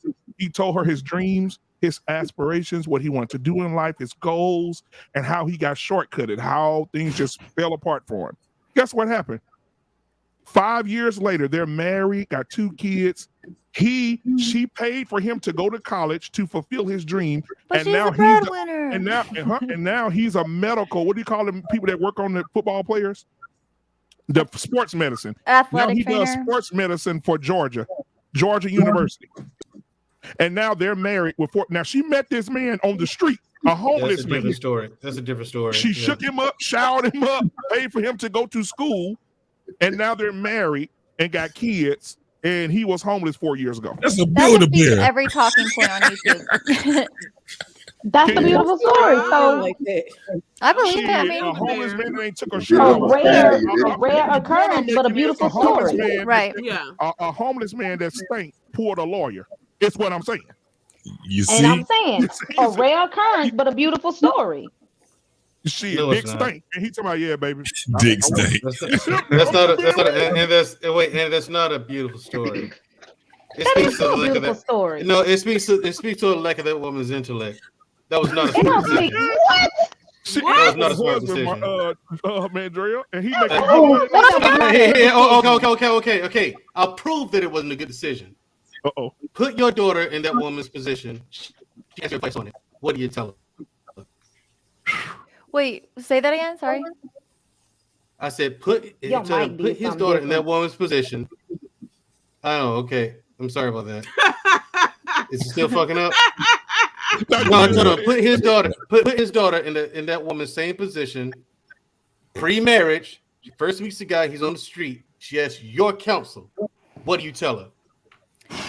We're I have saying 'cause we daughters. know the story, that it's a good He's story. a bum. But Everybody here who has a daughter. Again, Yeah. Should I go out with should I do all this with this homeless guy? Hank, what you think, Hank? Hey, man. She would Exactly. The have fact got, I ain't got no answer yet. she Prove would that have that was got not a good 30 decision. dishes. I Clean it up. my daughters date bums right now. If it works out in their damn. favor later on, God damn. kudos to them. Because what can I do? Here's the crazy part. Any one of y'all can tell y'all daughters whatever y'all want them to do. Guess what they gonna do? What they want They to gonna do. do what they want to do No, at the end of the day. you're deflecting, You can you're cancel. deflecting. You can no. You can no all day long. Reality. Your No, daughter that's gonna deflection. do what she want to That's do. reality. You didn't. No. Here's the thing. I asked. That's And what the I'm question doing. was, No. what do Your you baby has tell to your lie. daughters? What do you all tell your daughters if they come to you for counsel? You will not dodge answering this question. You're Coach gonna K, you tell accept your you don't have daughter, any look. kids? You're gonna tell your Sharice, daughter. you You're don't gonna have any caution daughters? your daughter. I do have a daughter, man. Okay, yeah, well then you're not exempt either. Mr. Bennett, you got 2, so you can't run. 3. Yeah, 3. Oh, well there I you got go, 3 3. too. You sure enough ain't running. I got 2 I got and I got Black Man daughters. Unfiltered. No, first and foremost, Black Man Unfiltered. I already know what he gonna say. I already know what he gonna say. No, stop doing the woman thing by deflecting. Mandrell, if That's he not ever gonna had work. kids, he arranging You. marriages, y'all. What will you And they still ain't do, gonna work Black out. Man Unfiltered? What do you tell your Please daughter? don't delete yourself when you find out that's What the do you tell reality. your daughter? She meets a homeless guy in front of a restaurant. What do you tell her to Leave do? them at She the has to see a restaurant. counsel. But when she I know chooses that. to continue to date him, guess what you're gonna do? No, You accept what your child do. Stop helping your friend. Well, I Stop helping found your out this, Mandrell. friend. I have a nice Mandrell. Let's hear his answer. Mandrell, I have a 19-year-old. And I what I know. figured out about my 19-year-old daughter, the more I tell her she can't do something, the more she wants to do it. I got you, but what are you gonna? She's gonna ask for your counsel. What the are you gonna majority tell of her? millionaires are not born No, with no, no, no, no, wealth, no. so Stop. Don't give that woman an answer. Don't do that woman bullshit. Fix your face, black What man. do you, as a father, counsel your daughter? What do you tell her comes for your counsel, your wisdom? You in the corner. You gonna have the answer. He gonna let it go. This is not a good decision, and you all will acknowledge this. Oh my God! Okay, you all know it. First. Let Hank answer first. No. We already know what he gonna say. We already know what he gonna say. oh my God. So you asking me? What do you, Black Man Unfiltered, as a father, say to your baby girl, either one of them, they come to you for the father's wisdom, the father's counsel. What do you say? You got stanky balls. Huh? I'm gonna say, What do you say? Every big Larry coming. yeah, I'm gonna say, hey, baby, listen. Daddy, you think this is a good idea? I think I should go ahead and take a shot. You asked me a question, I'm gonna answer it. Hey, baby, listen, let daddy talk to you for a minute. Let's chop it up. Baby, I understand that you have this fascination with this guy that's on the street. I don't advise that you would be with such a man. Because right now, this man's gonna be very dependent on you. And so this is me being nice, because I only give you 3 chances here. I'm nice, and then I'm lukewarm, and then I'm angry, because I'm just telling you now, this man is not going to be a good man for you. So you're going to be trying to put him in school and all this. No, listen, he's not the man for you. Now, when I tell her that, she's going to be rebellious, and she's going to continue to date him, and then eventually I'm got to accept this man because she having his. That doesn't matter. That doesn't matter. You know full well that was not a good decision. Look. Yes, for this lawyer to pick up this. What do you do, Hank? I'm just saying. My question was it a good? I said it wasn't a good decision, and we all know it wasn't. People answer, Mandrell. Gosh, dog. Go ahead, Hank. Young girl done seen that dick print through that ass pants he had on. Nigga, whatever you say don't mean. You don't mean it. I get it. The thing is, you know what? He's probably spot on. He's probably spot on about what Is that the answer you wanted?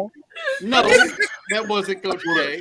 But I mean, it doesn't change it from being true. He sit up in the hospital bed and He pull out that goddamn Desert Storm Eagle 55 on that. Hell yeah, that's Dewayne Billy Club. Yeah. You like, Daddy, I know what you saying, but Dad. But here's the thing. Let me finish, man. Go ahead. Yeah, she's praying, hoping no other woman seen that dick print. Hey, look, I'm gonna take him to the doctor, get him a test for all the STDs, and if he clean, I'm gonna take him in.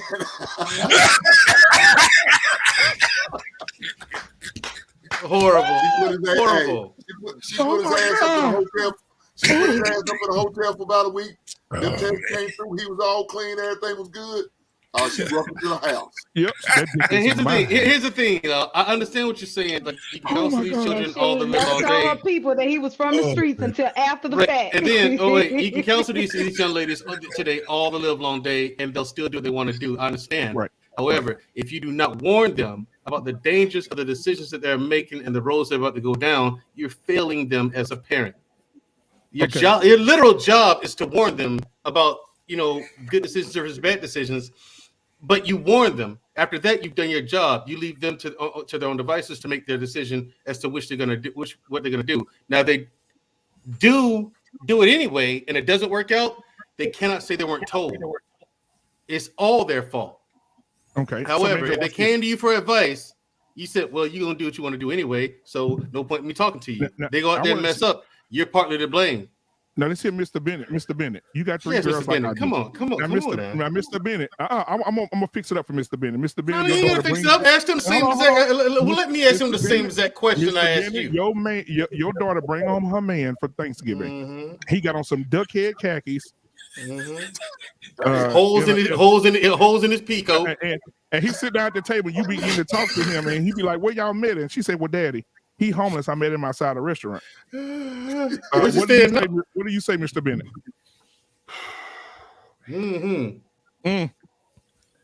Not a good idea. This is not a Hallmark movie, right? Damn. That's a movie like that comes out during the Hallmark season. This is not one of them. Just because you may have this, everyone wants these. It's like, what was that movie, Pretty Woman? Yeah. And Roberts. Julia Roberts. Julia Roberts. Yeah. Again, if I had a son, it'd be the same thing. It'd be like, look, she's for the streets. Now, the rags to riches princess thing, again, just because you tell these stories, that's not reality. So I'm a stats guy. I go with the, how things normally should work. So I would definitely tell him, say, look, you know, this is not the guy for you. So now, Mr. again, Bennett, if she he does says- what she wants, this. So let me add a caveat to that. He said Mr. Bennett was nice meeting you. I think you're a great guy, great family, beautiful home. Hey, listen, I am homeless and I do love your daughter. Is it any way possible that you can try to help me find some type of employment, or you know, are you against helping me, or because I really want to be with your daughter and I really want to make this work? What would you say? Those would be two separate things. I said, look, you don't get near my daughter unless, look, I if I had the means, I'd be willing to help you, but you got to show me something first. So I don't want you calling her. I don't want you 6 feet near her.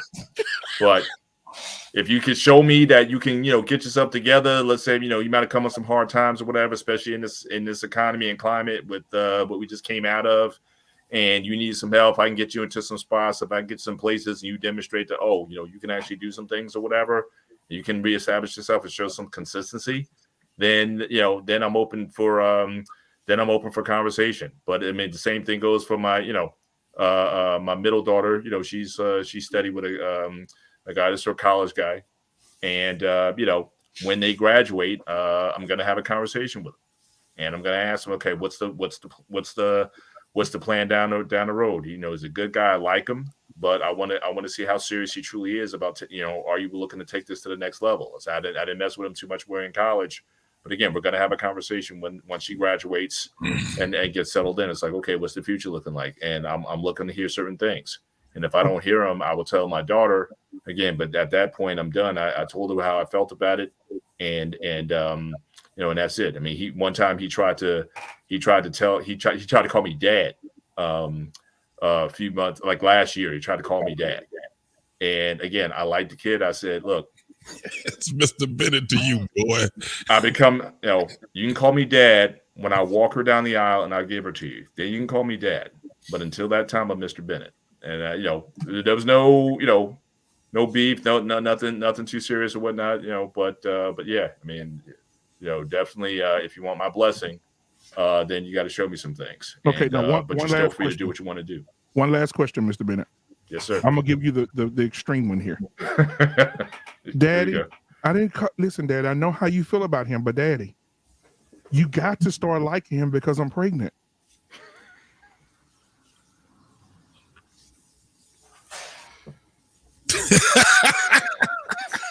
Man.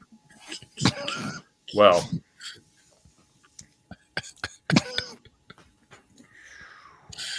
yeah, come on. Mr. Benny, I'm gonna tell you what he gonna say. He gonna say, please forgive me. Honestly, I mean, in that situation, I mean, I would be 10 times more upset at my daughter than him, obviously. So I can only in a situation like that, I can only get on him so much because I know what I taught my daughters, and I know, you know, they know what my expectations are when it comes to that sort of thing.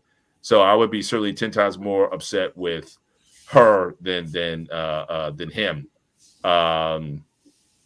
But at that point, once you get the grandkids involved, you know, I mean, my wife and I, we were looking forward to a nice sort of retired life and traveling across the world and whatnot. But if I had to come in and be a, you know, grandparent at that point, now we got to do what I got to do, man. But yeah, we got that's a tough space to be in. We got K-Soul in the building. K-Soul has a question for you. K-Soul says, Mr. Bennett, he said, what if he would have said, if you don't let me call you dad, then I'll make sure she calls me. Oh, then we fighting, man. And he called me when he was over here. So he'd be out. I said, look, you have to go. You'd have to go. Did you say y'all gonna be fighting, Mr. Bennett? We'll be fighting at that point. So yeah. You're gonna be sitting like that and you got to go. If you don't go, then I'm throwing you out. Yeah. So that was K-Soul, you were dirty for that one, bro. You dirty, boy. Oh my God, bro. That's funny as hell. So Queen Smiley, let's ask the women. Queen Smiley, because you were all over Mandrell's neck a few minutes ago about him, you know, doing what he does best. So, Queen Smiley, how do you feel if your daughter come home and say, I met this homeless man, I'm in love with him? I'm living in my reality. And he come to your house and say, "Can I wash my socks, my drawers?" You know, so on and so forth. Hell, they take that shit to a washateria. Queen Smiley. No, this is a question for Queen Smiley. Queen Smiley, what do you say to your daughter if she brings him home for Christmas or Thanksgiving? And he said, "Ma'am, I really want to be respectful, so I'm gonna use your daughter deodorant and wash my clothes." Hold your arms, Queen Smiley. You gotta do all of that, Dewayne. Like, why? I'm saying, you got me imagining myself in this position, man. I'm like, man, what? I'm just playing. But I'm saying if she brings him home and says she really loves him and she wants to be with him. Again, as a parent, I'll advise my children to do the right thing. However, at some point I have to be accepting. And so, like I said, I'm living my reality. I didn't approve of, so my daughter has 2 kids, beautiful grandbabies. I love my grandbabies. I wasn't approving of the father. So still not, I'm still not okay with being a noonie, but at the end of the day, I have to accept my reality. I'm not going to ever shun my daughter. I'm not going to ever shun my grandchildren. That's the reality. And so I would never be okay with the father. That's just what it is. He knows it. She knows it. And I make that clear. I even told his grandparents when I met them, I would love to say it's good to meet you, but I hope I never meet you again. Okay. That was the statement I said. I had to be I'm a very honest person, not to be ugly. And I told them not to be ugly. I would love to say it's great to meet y'all, but I hope I don't ever meet y'all again. I hope y'all they're going to co-parent well. So it's that bad. Like if he had a come to Jesus moment and he got himself together. If he had a come to Jesus moment and got himself together again, I will be accepting of her relationship. I will be respectful of her relationship. But you wouldn't be respectful of him. As an individual, I will respect him because he's with her, because that's their relationship. But I ain't got no I ain't got to be with him. And I don't owe him nothing. I owe him a hand. No, that's true. No, he's there with his family. Now I'm gonna say. No, but you say you don't approve of him. But I'm just saying. But if he did some things, got whatever he's in, cleaned himself up, got it steady, got it, really put the work in. Could he earn your trust? I'll cross that bridge when we get there. Okay. I don't think fair. That's fair. Listen to the way she answered it. Listen to the way she answered it. I'll leave it at that. I still ain't seen the grandma again. All the men on the panel, you know who I want to hear answer this question? This guy right here. Yeah. Oh, I want to hear him answer that question. Sir Hill. Yeah, from what we understand, he's kind of been, he's a rags to riches story. So he might have been the guy who our daughters brought home, and we might have been like, well, why you with? Why him? Mr. Bennett. No, yeah. Mr. Bennett. And now look at it. Wait, that might be the case, Mr. Bennett, for him, but he understands how fortunate he was with life, right? And he knows full well that for his daughter, he would not recommend the same thing. Sir Hill would not recommend his daughter do the same thing.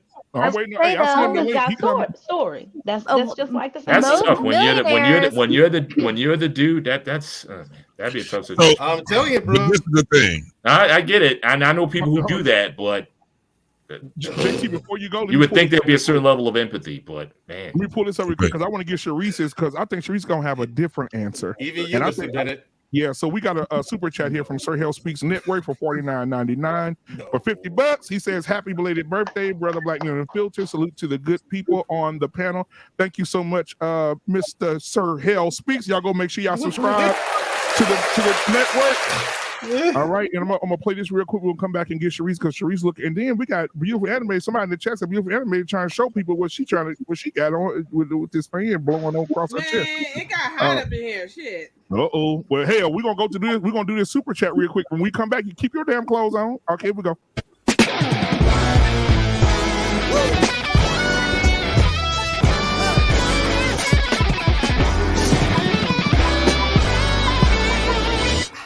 I got a red room, it's the red dawn when the sun sets in my bedroom. Oh, it feels like I'm inside a flower. It feels like I'm inside my eyelids. It feels like I'm inside a flower.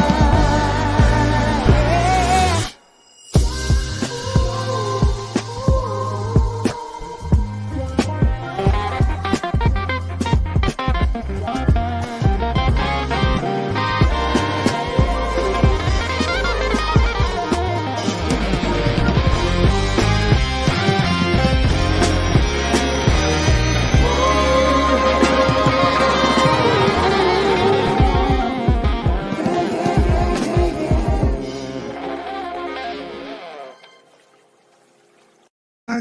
I'm inside a flower. That might well playing the hell out of that damn lead. Hey, thank you so much, Sir Hell Speaks. I appreciate you, my brother. Inside my eyelids. Hey, Sharice, what you Bro, got? so I don't see how we can who would even understand what that means anyway. But Yeah, I don't know. Yeah. inside a flower eyelids. He said, I feel like I'm inside a flower, so he may be feeling feminine or something. I don't know. Sharice, I don't know. what are your thoughts? If your daughter came to you and say, Mama, I met Billy Ray Gibson at the gas station. He's homeless. And I love him and I want to be with him. What do you say? Well, you can be with him over there, but you can't be with him here. So, you can't bring him over here. Like, But Mama, didn't you say you talked to a homeless man when you was at my age? never, Oh, okay. ever. No. Mm-mm. See, Mama made a bigger mistake. She dated a felon, so Oh. I didn't date him. I knew him. You knew him, all right. Right, Mandrell.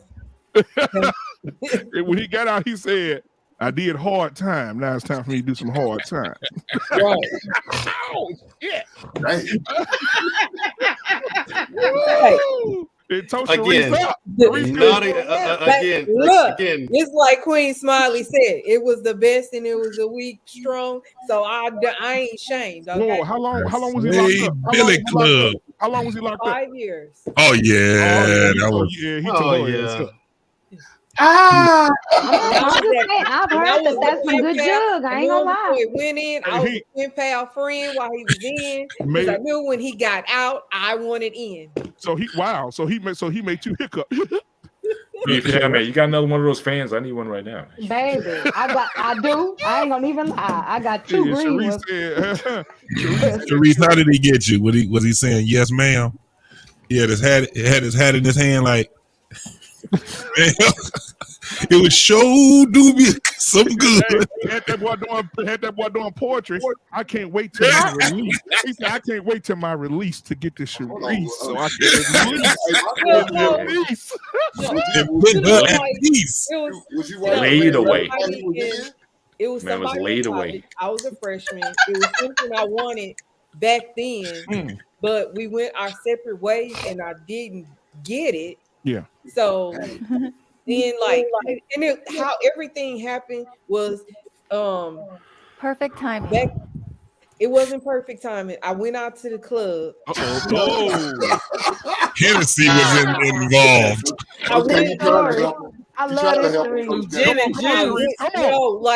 This is how it went down, y'all. I went out to the club. It was my sister, our group of friends, right? And he was like, we gonna hook up. And I was like, bet. So we were supposed to hit outside, but they got pulled over. He had something. He went to jail. And so then I seen his brother the next week at the club. He was like, hey, he locked up right now. Give me your stuff and we gonna write and keep in touch. I was like, okay, cool, no problem. And that's what we did. We wrote, we kept in touch.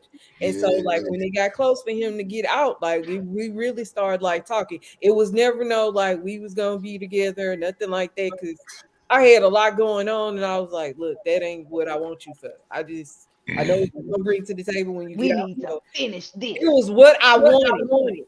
It was just what I wanted. So how You had to have some wisdom. How old was it? How old was you? I was 24. Oh yeah, it was right before my 25th birthday. Yeah. Happy birthday. Yeah, that was back then. My thing is, you're 24, 25, right? You was good and dumb, right at that age. Listen. Yeah. Hey, now hold on. Hold on. Women put themselves. Hold on. No. Let me explain. Women. It's not fair, because I want to ask Especially you. especially when you're young. For 10 years with no penis, would you hit her? No. Anyway, if a woman was in jail for 10 years with no me and no penis, and she came out and said, Mandrell, pull them pants down now. No, thank you. I need it. No, I'm not. I'm not the one who's the 10-year drought. I can hear Mandrell now. After this, we're not doing it no more. No, I'm not the one who's the 10-year drought. Mandrell said it's gonna be a one-off. It's gonna be a one-off. Ain't gonna be no more.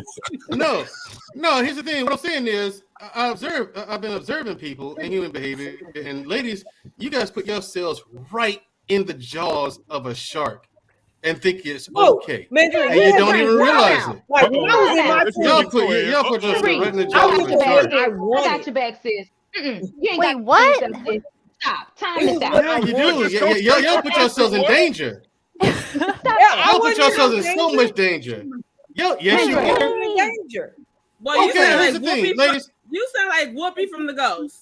Let him go ahead and talk himself in a situation. Come on, Mandrell. Hold on, Mandrell. I got you next too, Mandrell. Hold on, Mandrell. Y'all put yourselves directly in the line of fire. Sharice, what if he was stroking you out real good, and then all of a sudden he had like a PTSD moment where a dude took his booty and he started choking you? Mandrell, girl can have that right now. What? What's the difference? That's a great point. Okay, Mandrell. I'm not a felon. Girl can have that right now. I'm not a felon.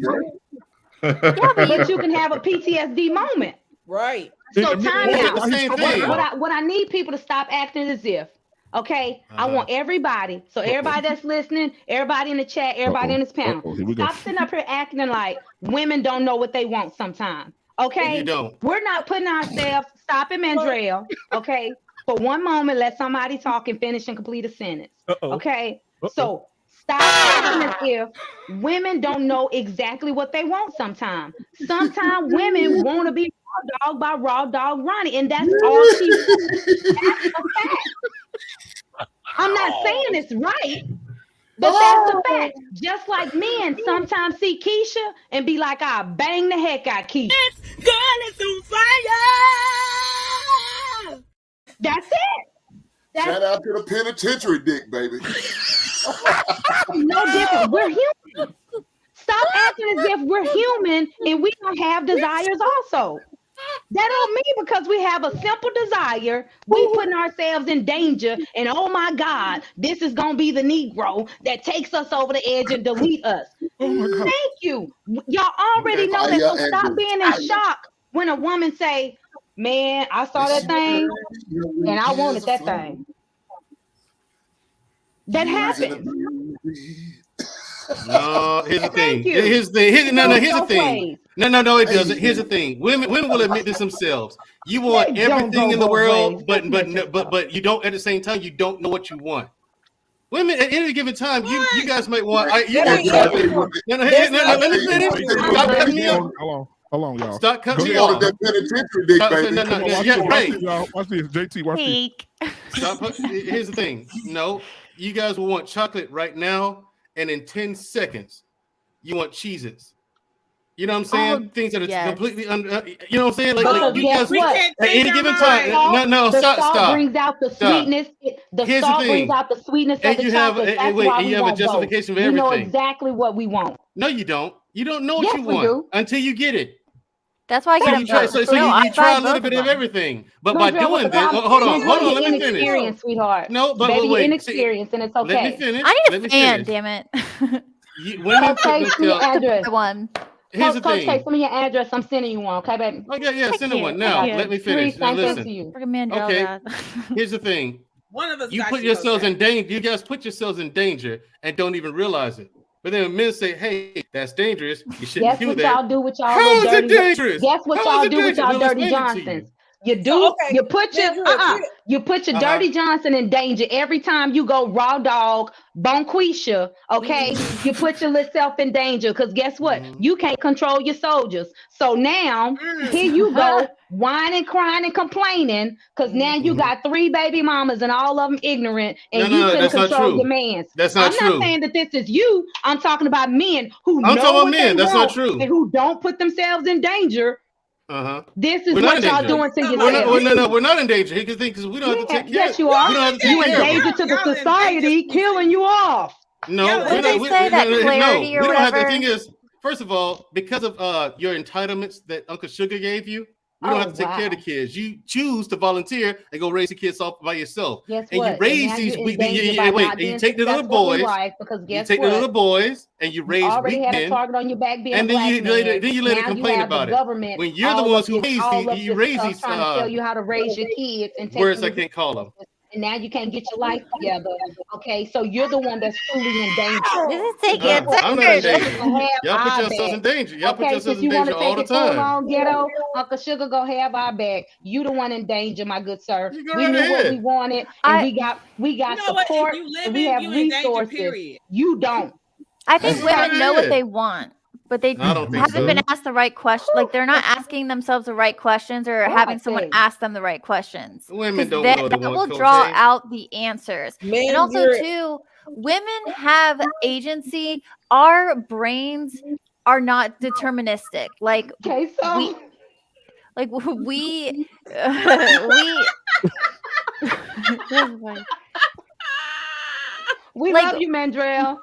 No, you don't. Women- No, y'all don't. women No, make you decisions. don't. Hey, Coach K, You hold don't. on, Y'all don't Coach love K. me. Coach I don't K, have believe you you. ever had any PD? Have what? PD. Why you What do is that? Penitentiary. You know, one of the more Penitentiary. penitentiary, No, but Big baby. my mother was in the penitentiary and met a pen pal, and it's just the weirdest shit. Like, how does this happen? Wow. Oh, it happens. Share that story later. Yeah, please do. I want to hear how your mother went to the penitentiary. This would be fascinating. Oh I met a yeah, pen yeah. pal. But you weren't expecting that, were you? I was not. I was not. I wasn't. I was not expecting wrong. I was kidding. I'll go on with that one. Hey, but, Yeah, but yeah. real talk, man. You know, like the ladies at Mandrell, you got it was 4 against 1, boy. We was praying for you. We Oh, I didn't still got care. at the bottom. I'll tell you Pray for later. I don't Mandrell. care. That don't scare me.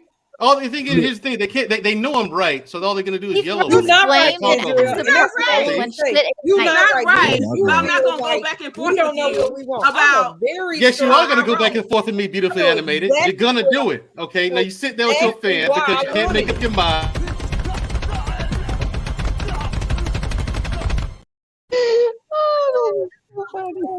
Women can't think. I ain't seen that They in can, a while. they can regurgitate information that they've seen before, read before, but the critical thinking skills.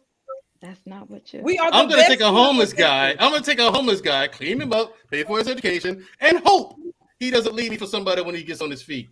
So Okay, you want to can I take say that something on one that though? story and run with it for all the That's a millions smart of decision to women out have. here in the world. Please. Okay, I'm not saying a woman should, like, if I had a daughter, I would never encourage her to, go out and date a homeless man. However, and I thought that this was a is be honest. Thank statistic, and I was right. 80% of millionaires are self-made. They don't inherit their wealth, so they gotta start from somewhere, right? Not on the But street. even when Okay. you talk about that, they're still less than 1% of the population. So I mean, it's still not a lot. Well, for sure. But my point is that they come from nothing and still make something. So whether that's 50K or obviously less He's than, not gonna stay with you. If he end up being a millionaire, he's gonna have you. If he do stay with you, he's gonna have you, and he's gonna have another slew of women also. The man got a whole different type of. Well, it all depends on how old he is too, because life could have been beating his ass. But if he a young guy, and if that shit was happening, and this man has access to that, again, like I said, I'm gonna stand on it. Most dudes in their lifetime, from the age that they started dating, all the way up until at least 35, 40 years old, they've cheated before. So they've done it. say, like, even for like, would you say and I think I asked this question whether it was on my show or on Tuesdays, that every man or majority of men cheat on their wife, especially if they're making 6 figures. Like, no matter what, majority of them cheat. I don't. What do you- Well, I I don't can know. actually say if he's a. But if you said that, like, if they've made 6 figures, they're not normal men. These are not normal men. So Okay, it's men not in even, general and a then. lot of them won't. And a lot of them won't cheat. A lot of them, their wife already understand what it is. You know what I'm saying? They don't have to lie, because cheating is lying. Cheating is deceit. That's what it is. Yeah. Now, if you're saying they're having multiple women and things like that, the wife probably already know. What's she gonna do? Leave? Wait. She don't leave until she got another incentive. And I'm not trying to keep my head in the sand, but I'm genuinely curious if, and I'm not going to put you guys on the spot, but I would love to do some type of study or like survey, like, oh, okay. I mean, obviously this is if they're honest, but do you cheat? Have you, or would you cheat on your wife? And we can use both cheat or have a mistress that your wife knows about, because you, whatever. I don't think I would hope not, but I genuinely don't think most men do. Yeah, because you've probably been lied to by a lot of men. You got to remember also, look at the men on this panel. I'm 50. Mr. Bennett is 53. Hank is in his 40s. Mandrell is in his 40s. We've kind of lived our lives. Black man has lived his life. You're not talking to the men that's out there in that game. See, we was in the game. That's why it's not hard for us. Right. So it's not hard for us to be able to speak on our lives because we're not those men anymore. The best way to find out. Married, like your age, like men, like you guys would be the perfect sample. Like I would say, men your age that are married, have you cheated on your wife, your current wife? I don't have a current wife. Well, I would ask guys that do or have been in a committed relationship, have you cheated on her? And you know, and they would be not, I don't care in the past. Like I don't even care if I was cheated on in the past. I don't give a shit about that. But you know, if you're older, have kids or whatever, have you cheated? Are you asking if they make six figures and they cheat? No, any guy. I was saying that because someone brought up like if they make good money or whatever. Yeah, but if you say wife, if you say their wife, now you're asking for just a regular demographic. That's why I said. I just said or committed relationship. Yeah, that's why I said that men that from the time that they started dating, 16 to about 35, they've cheated in their lifetime. Yeah, I'm not talking about that. I'm talking about the guys that are 50 and currently married. Mm-hmm. Have it'll they be cheated? a good. I mean, it'll be a good thing to ask. Unless he ran into a girl your age. If he's 50 something, he ran into a girl your age, he probably will cheat. Yeah. That's like his daughter's age, probably. But yeah. You're gonna put them gray hair, that gray hair on, them gray balls on that ass. But what percentage of men do you think have?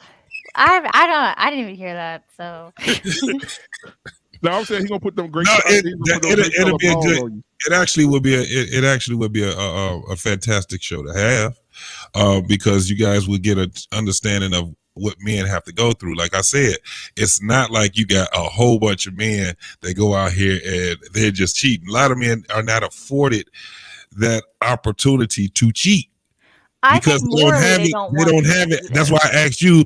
That's why I asked you, women. What do y'all think? Out of 100 men, how many men do you think has regular access to sex when it comes down to women?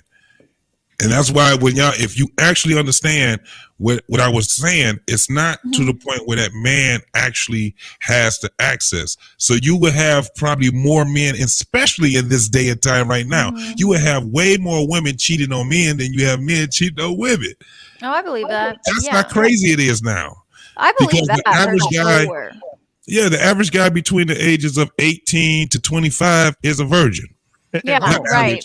But there's a high percentage of them. There's a high percentage of them. And JT, what's worse, a man cheating on a woman and keeping her from her for 30 years, or a woman cheating on a man and making a man feeling like it's his child for 30 years?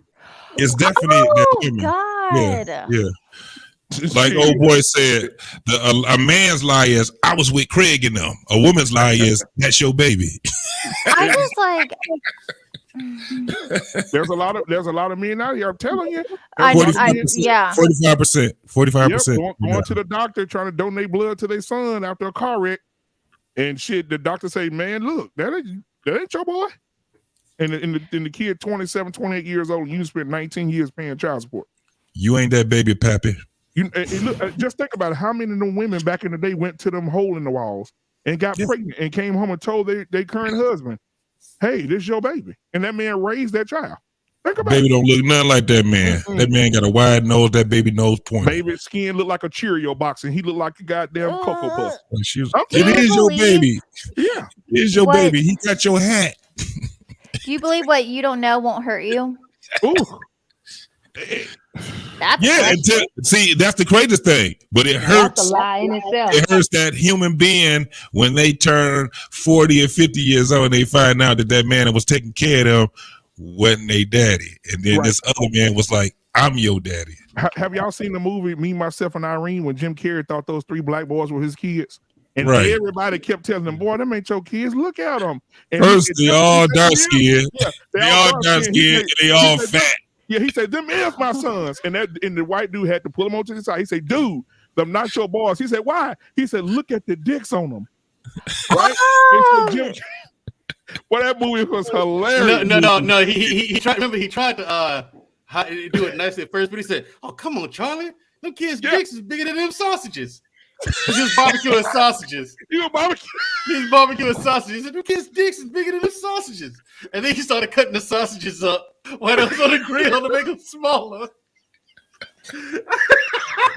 Oh man! If y'all have not seen Me, Myself, and Irene, you're missing out.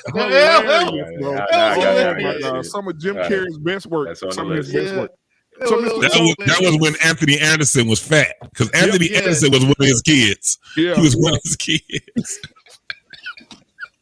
So, guys, I'm gonna say this, guys. This show has been. It took a real turn. It did. Mr. Bennett. I've never seen Mr. Bennett. He's very articulate, but that question started on my guy tonight. And man, he couldn't come up. And then he even grabbed his head.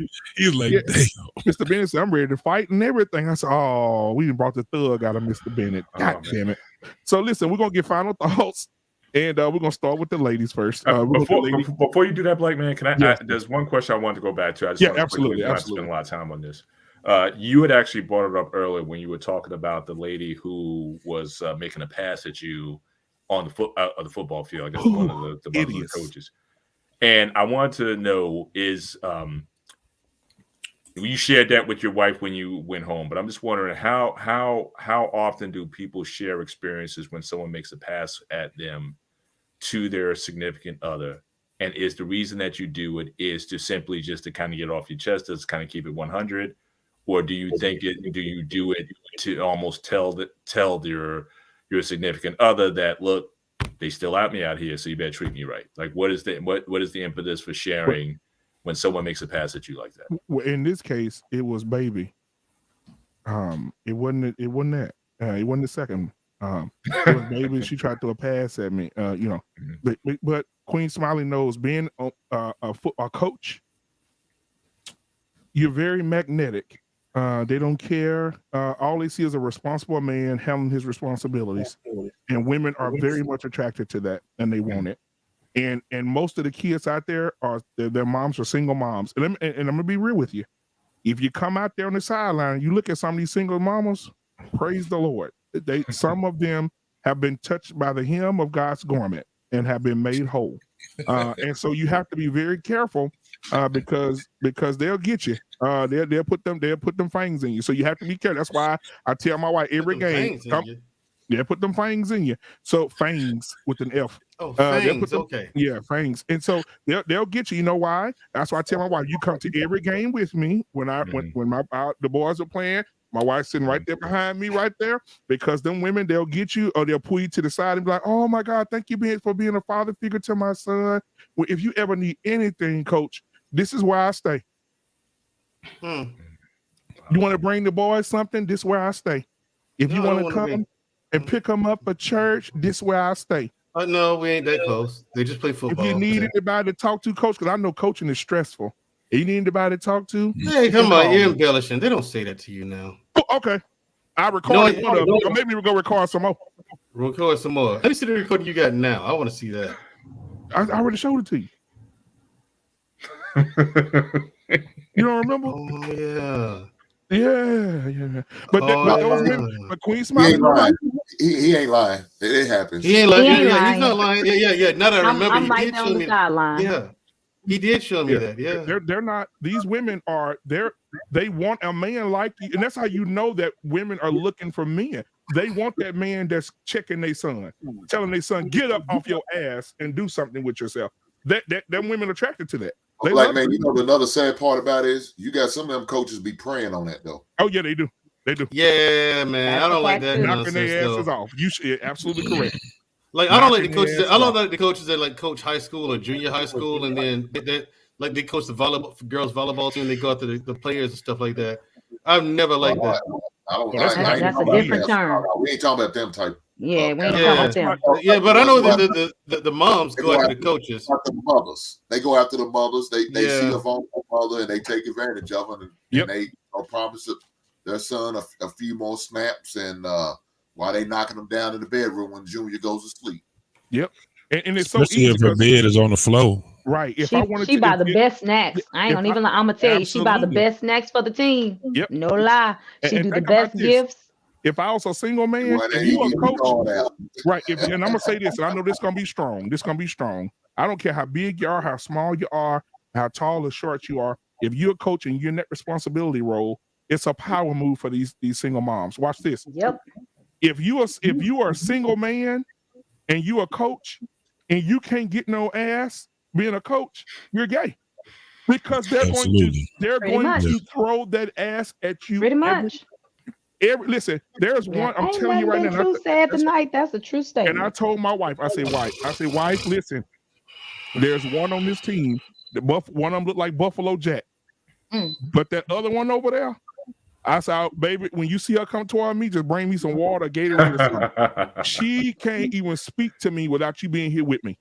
And when I tell you how she dressed, come to the games, hey, coach, and you Does she got heels? Does she wear heels? And your man, leather and all this shit. Hey, with the coach, 2-piece stomach out. Yeah. Now this one here ain't. Listen, this one tough. And so she said, "Hey, coaches." All the coaches turn around and they femininity. Hey, she break her She drive an Impala. bad. And that's why when the other men be like, "Damn, ooh," I be like, my wife be sitting right. I have to have her there with me. Because I wanted to stay away from me. She's the devil. Just going over there. And we had a banquet for the kids. Again, shout out to Mandrell, whoever else donated for the kids to get those jackets. We presented those kids their jackets. And those mamas came in there, wasn't no daddies, but nobody but single mamas and coaches. And when I tell you these women put on they club The only best, ones that have dads with them is the Hispanic ones. No judgment. club. When I tell you they put on their club's best and walk up in that damn banquet for their sons, shit, you better get some security. I'm telling you, they everywhere. These women just woo. But anyway, Mr. Bennett, it's tough, man. I'm telling you, it's like you want to get some raid and just start. I want to answer Joe's question in the chat real quick. So, Joe, just to clarify, it ain't so much as black man having his wife with him for any type of protection because he can't control himself. It's having your wife present to ward off some of these little low down dirty scoundrels. It ain't so much as that he can't control himself, but sometimes a woman won't say anything to you if your wife is truly there and standing there. Because if she has an opportunity to say something to you when your wife is not there, guess what she's gonna do? She's gonna say something. Right. And, and also, Joe, he may not be married. I don't know if he is or not, but thank you for being here, Joe. Make sure you put that subscribe and that like button. Joe, let me answer your question because I'm gonna put it up here. Joe says, bro, if you need your wife with you to control yourself, what does that say about you? Listen, it says a lot about me because what I'm doing is I'm introducing my wife to these women. This is my wife. This is Ashley. Then now I'm acknowledging the fact that I have a wife and my wife is here and she's involved as well. So you're not going to be around me saying what you want to say and doing what you want to do. So it has nothing to do with self-control because when you become, and congratulations, Joe, he said 25 years he's been married. So when it comes to that, you know, I have some self-control for that because them days, like my brother JT just said, them days over for us. In my 20s, I could piss over a school bus. It's getting to the point now that shit going under the bus. You get to a point, you just stop. You just fucking stop. You just don't be out chasing no ass no more. It's just not a part of who you are. Mandrell, you ready for marriage, right? Mandrell not out here looking for no hoes. You know, Hink ready to get married. Hink is gonna be married in the next 3-4 years. Hink will be married. Shit less than that, I think. 3-4 years, nigga. I ain't waiting that long. Mr. Bennett not out here looking for no hoes. JT's woman loves him to death. So the men on the panel is the example. But we do want to respect our women too.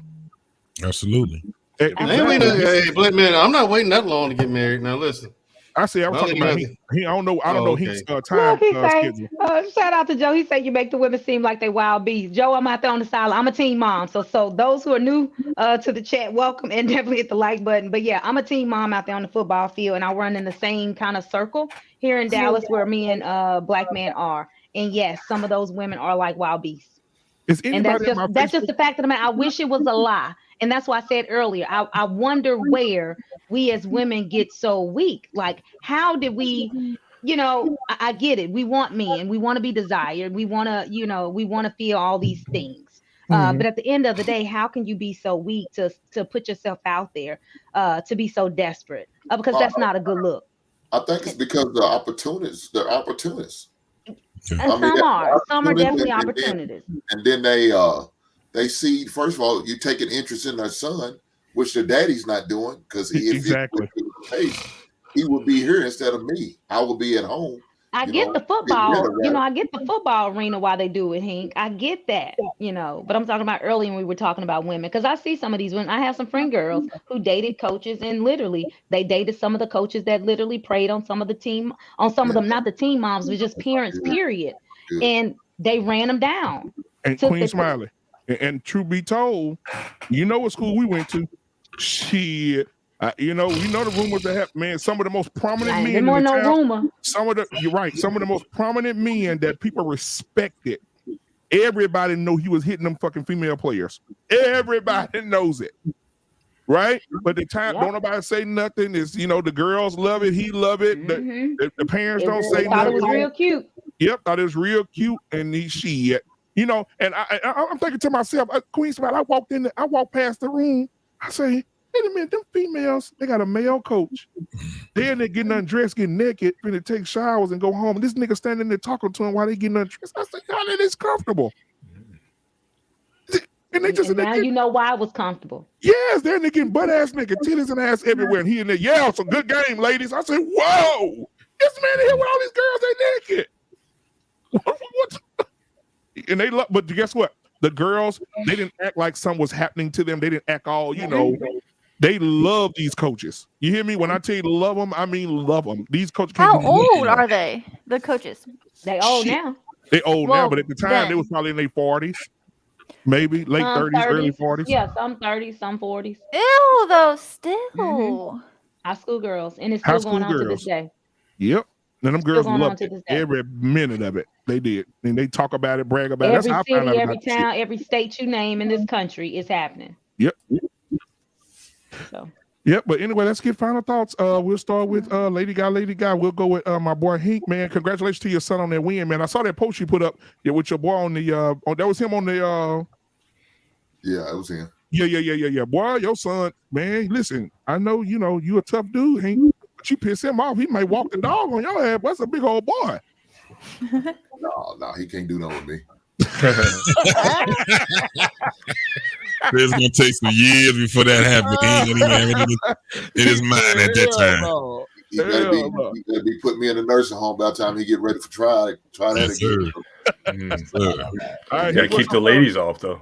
Yeah. Keep them girls off him. They coming. He stayed after a little bit just to talk to the little girl. I said, come on, man.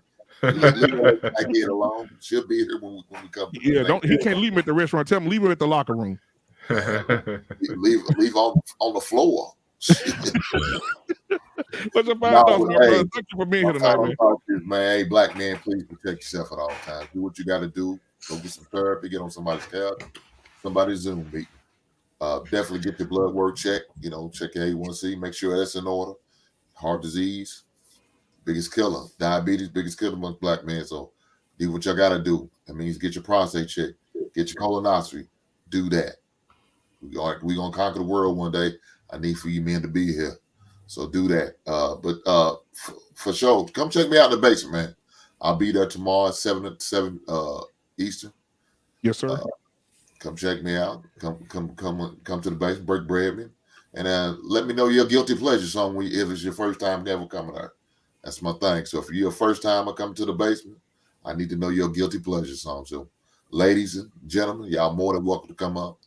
I definitely gonna encourage y'all to come up. Tomorrow's conversation is why is it difficult to have these difficult well, it's going to be having a difficult conversation. Damn, what is that? Yeah, so it's Mandrell. God, mute your. What are you doing? Act like a damn savage. No, but it's going to be asking the question about, having that difficult conversation before you get married.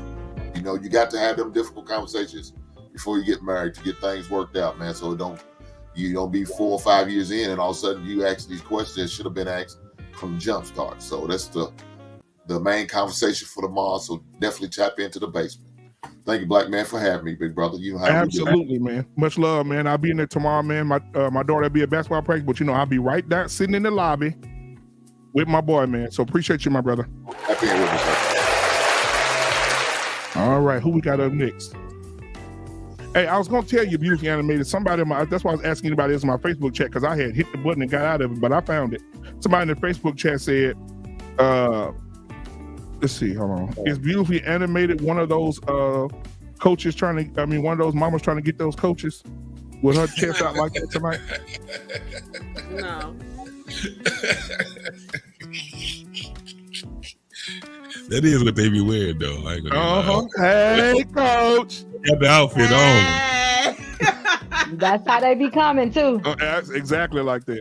And be trying to. Yeah, you said it right, Queen Smile. That's how they coming. All right, go ahead. Go ahead. You animated. What's your final thoughts? Going back to the topic and stuff. No, not all men are insecure when they don't want you to be having male friends and stuff like that. There's plenty of reasons behind it. If you're about your man or about your woman, stuff like that, it's just simple respect. You're gonna respect how they feel and their thoughts and stuff like that. It's real simple. Now I got hot when someone mentioned the homeless guy being brought to Bennett's house. I'm just like, no strangers. Okay, protect your house. No strangers. But he's not a stranger, mommy. But he's not a stranger, mommy. I built him up. I built him up, mommy. Mandrell, Mr. Bennett is so articulate. I think he can get mad without getting mad. So I can hear Mr. Bennett saying, "Hey man, listen. You take you and your son to the light truck jug, and you go your ass outside my house, and you stay there. Don't come back in here. Okay? Matter of fact, I'll drop your ass. Matter of fact, you want me to drop y'all by the train station? That's where your tent is. You want me to take you back where your tent is, sir?" I'm telling you, y'all all that cap. I had to call you all, especially you, Black Men Unfiltered.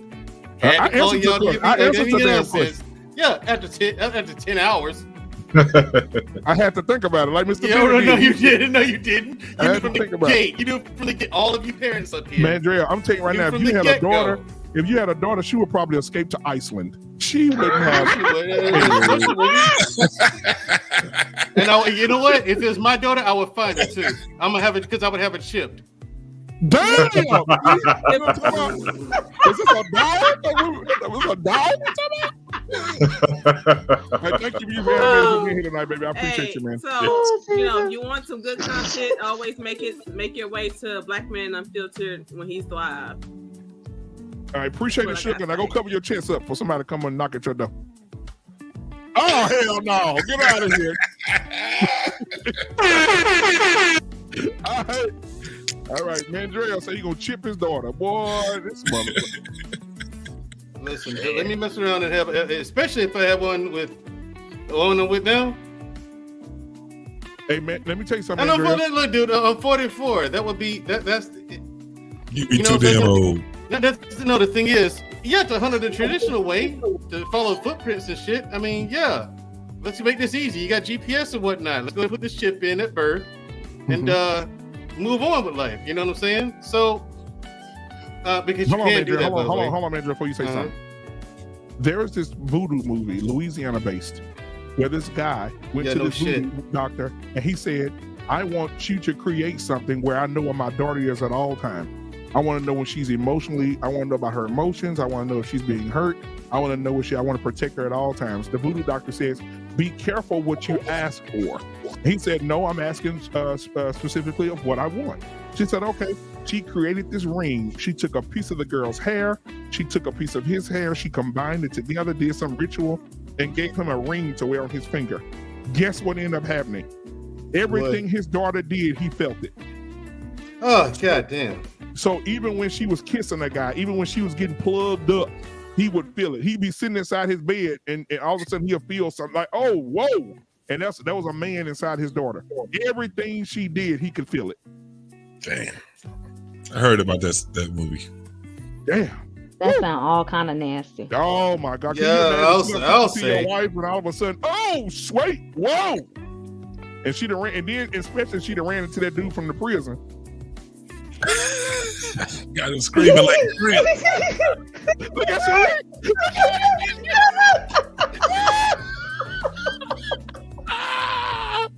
With the Sway Billy Club. Go with your final thoughts, Mandrell, boy. You be sitting there talking to somebody talking to your girl, and all of a sudden you say, "Oh!" that prison nigga that hit you and your dad at the same time. All right, go ahead, Mandrell. What's your final thought? JT, final thoughts is okay. Here's the thing: no, men are not insecure about the whole friend thing. When saying no to the lady having male friends, you're not insecure about saying no. Though you're being protective, and any woman I think that you should be suspicious of your woman if she tries to fight you on that. Not if she protests and there's a discussion. I'm not talking about that. But if she fights and fights and fights and fights and fights for it, you need to raise an eyebrow at the minimum. You need to start watching that real close. Because if she respects you, how does she not understand that? And ladies, learn how to let a man be a man. You keep saying you want one, but then when we start doing things to protect you, you may not like it, but it really is for your protection and for the protection of the relationship. Learn to stop and let us do our job. Okay?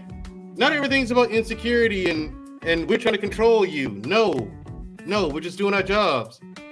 You don't know what a man is. You've never been one.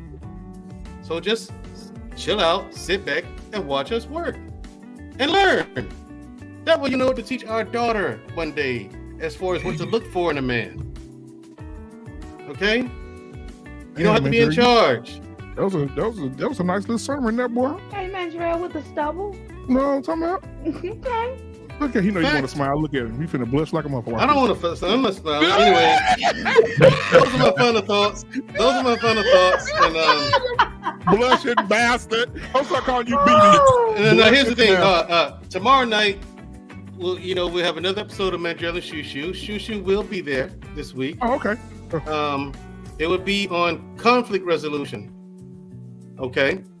And Friday night, do not forget a very special episode of Black Man Unfiltered Barbershop Conversations, hosted by me, managed by me, probably for one night only. But, that's because I don't really have any interest in managing shows yet. But, it has to be me.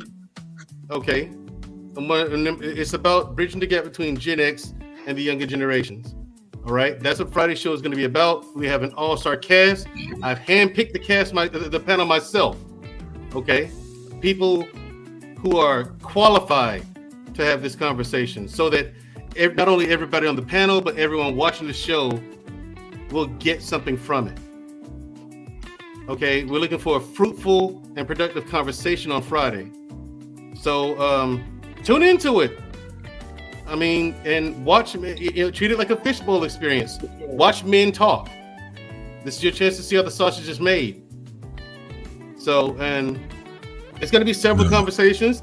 I think next time we'll host it on someone else's network, but this week it's us and me being a senior, and the senior between the two of us, Black and Unfiltered. That's why it has to be me who leads Friday. All right, and before you go, your co-host is here, and she has something she wants to say. Shushu? I should have fucked you up, but I let you walk away, and I let you come get yourself together. But bitch, I'm gonna let you know if you ever pull that shit on me again, that will be your last motherfucking day standing. I promise you that. Yeah, you know what? You did a broadcast, I think either on Thanksgiving night or the night after Thanksgiving. I could have said the same thing to you. What? Oh, you talking about everyone talking about Kanye, but are you celebrating Thanksgiving? You calling Kanye a coon and whatnot? You think I was like, that's not what I said. I said if you're celebrating Thanksgiving, but you criticize Kanye, you are a hypocrite. I do criticize Kanye, and because I don't celebrate if you Thanksgiving. celebrate Thanksgiving, you might as well. You not already. If this for the people that criticize Kanye, if you criticizing Kanye about him putting on a White Lives Matter T-shirt, but then you're celebrating a holiday where white men brutalized and deleted women and children and cut the heads off the men of the fathers in front of their children, you just put on your White Lives Matter T-shirt as well. I agree. I don't celebrate Thanksgiving. I don't believe in it. It's celebrating genocide. You know what I'm saying? It's a false holiday like Christmas. That's not a Christian holiday. It's a pagan holiday. But that's a whole other conversation for a whole nother show. Yeah. Now, get your ass to the back. I'll see you in a minute. That's Mandrell, ladies and gentlemen. Let's talk to somebody that's worth talking to. Queen Smiley. Y'all too funny. Can you, it's hard to follow, Mandrell. Go ahead, baby. Oh, wow. What was our topic? Are men insecure by saying that their women can't have male friends? I said it earlier. No, it's not insecure. Insecurities and concerns are two separate things. I think it's important to allow our men to address their concerns because, like I said earlier, they're valid. They're valid concerns. I do think that there are some situations that warrant a background and a discussion. There's definitely no new friends, and I can only speak for myself. I can't speak in no general situations. I'm a female who was in the military for 18 years, and so I forged bonds with men, of course, that I was in ranks with, and so I do have some male friends. But not friends with an S. So my final thought is, if my guy has a problem with that male friend, which I don't think it should be, because they'll be introduced, because it'll be full transparency, because there was no anything else. So that wouldn't make him insecure if he allowed me to keep that friend. But I wouldn't feel no type of way if he just hard pressed on the fact that no, that's something that he don't want. And so of course that friend have to understand that as well. So that's so sweet. Yeah. So it's communication is key. And the fact that you shared a secret with us tonight, that you like to play with your man's ass, that just I did not share that. Okay, so for everybody that's listening, that's not what was shared. We already know how black men get down over here. No, they can kiss my delicious ass is what they can do. That's how I feel right now. Okay. So JT holding his chest. Wait a minute. Okay. So thank you so much for being here all the time, Queen Smiley. I love you. Women, listen to your man. And lovely. Don't try to make up now. Listen to your men, have your men back when they voice the concerns. Listen, okay, make the adjustments you need to make. Men, as he said, protect yourself at all time. If they start clapping back, rolling their neck and snapping their finger, telling them no, leave at the restaurant. That's all I got. I'll see y'all in the back chat. All right, thank you so much, Suge. All right, give it up for Queen Smile, ladies and gentlemen. All right, we got Sharice. Now, Sharice, I got to ask you a question, okay? I'm going to put you on the spot. Why? Why you want to do that to me? Sharice, can we get your perspective on Tuesdays? Can you join this family on Tuesday nights? Can you do it? Well, I don't want to make that commitment because at the present time, I am trying to launch a business. So, when I commit to something, I commit to it because I feel like my word is my bond. If I say I'm going to do it, I want to do it. But I have made this commitment to me. This is something that I really need to do for myself, and I want to see it through, and I have been in the works with this going for a long time. So, okay. So whenever you can, then, okay? Is that good enough? That is good. And I want to say it's good to see you, because for the last few weeks, guys, she was battling 19 and the flu. She had both of them together. Yes. Oh man. So for the last few weeks, that's why y'all haven't seen her. I've been texting her, and I was vaccinated for the flu and COVID. So it was like, what? Yeah. Damn. But I'm glad you shook back, man, and I was glad to have you here tonight, and I appreciate you. And so thank you so much for being here. And what are your final thoughts? Thank you for inviting me. My final thought is I don't think men are insecure. For me, I have a male friend of 20 plus years, my BFF. I do disagree with, Mandrell on the fact that, if I'm in a relationship with you, 9 times out of 10, you're going to meet him when we start dating. So when you get me, you're going to get him too, because he is my BFF. Not to say that, the person I'm dating won't become my BFF, but I mean, he was there before, and I wanted to say that when we were talking about it, but then everybody spilled in, and he knows his place, but it's a 20 plus year friendship, so I don't think a man will be insecure to that. Now, when it comes to having new friends in a relationship or marriage, I completely disagree. And like what Mandrell and Queen Holly said about when your man says, hey, like, he's not the one, I'm looking out for you, not best interest, like that. I do believe you should follow your man, your husband. I believe in always letting the man lead the woman. So now listen, I'm gonna say this. I think that if you're in a relationship for 20 years, I'll use myself. A friendship? When I first got married, I was in a relationship with a young lady, not in a sexual way or any type of relationship. However, we were friends for over 20. We've been knowing each other since we were fucking 9, 10 years old, right? Right.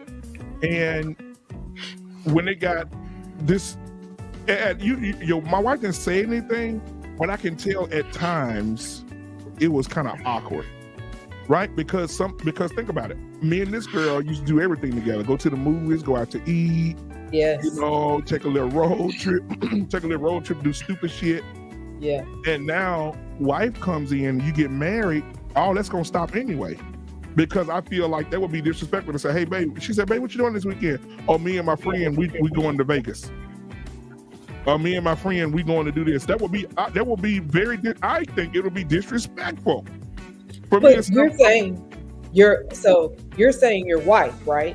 Yeah. But before she became your wife, she was just your girlfriend. So at some point, y'all had to establish something in the boyfriend girlfriend stage about the friend and the girlfriend before you even get to the wife. So that's why I said there is no room for insecurities, because when we're in the dating stage, like when you met her, you introduced her to her, and then y'all went from there. You know what I mean? Yeah.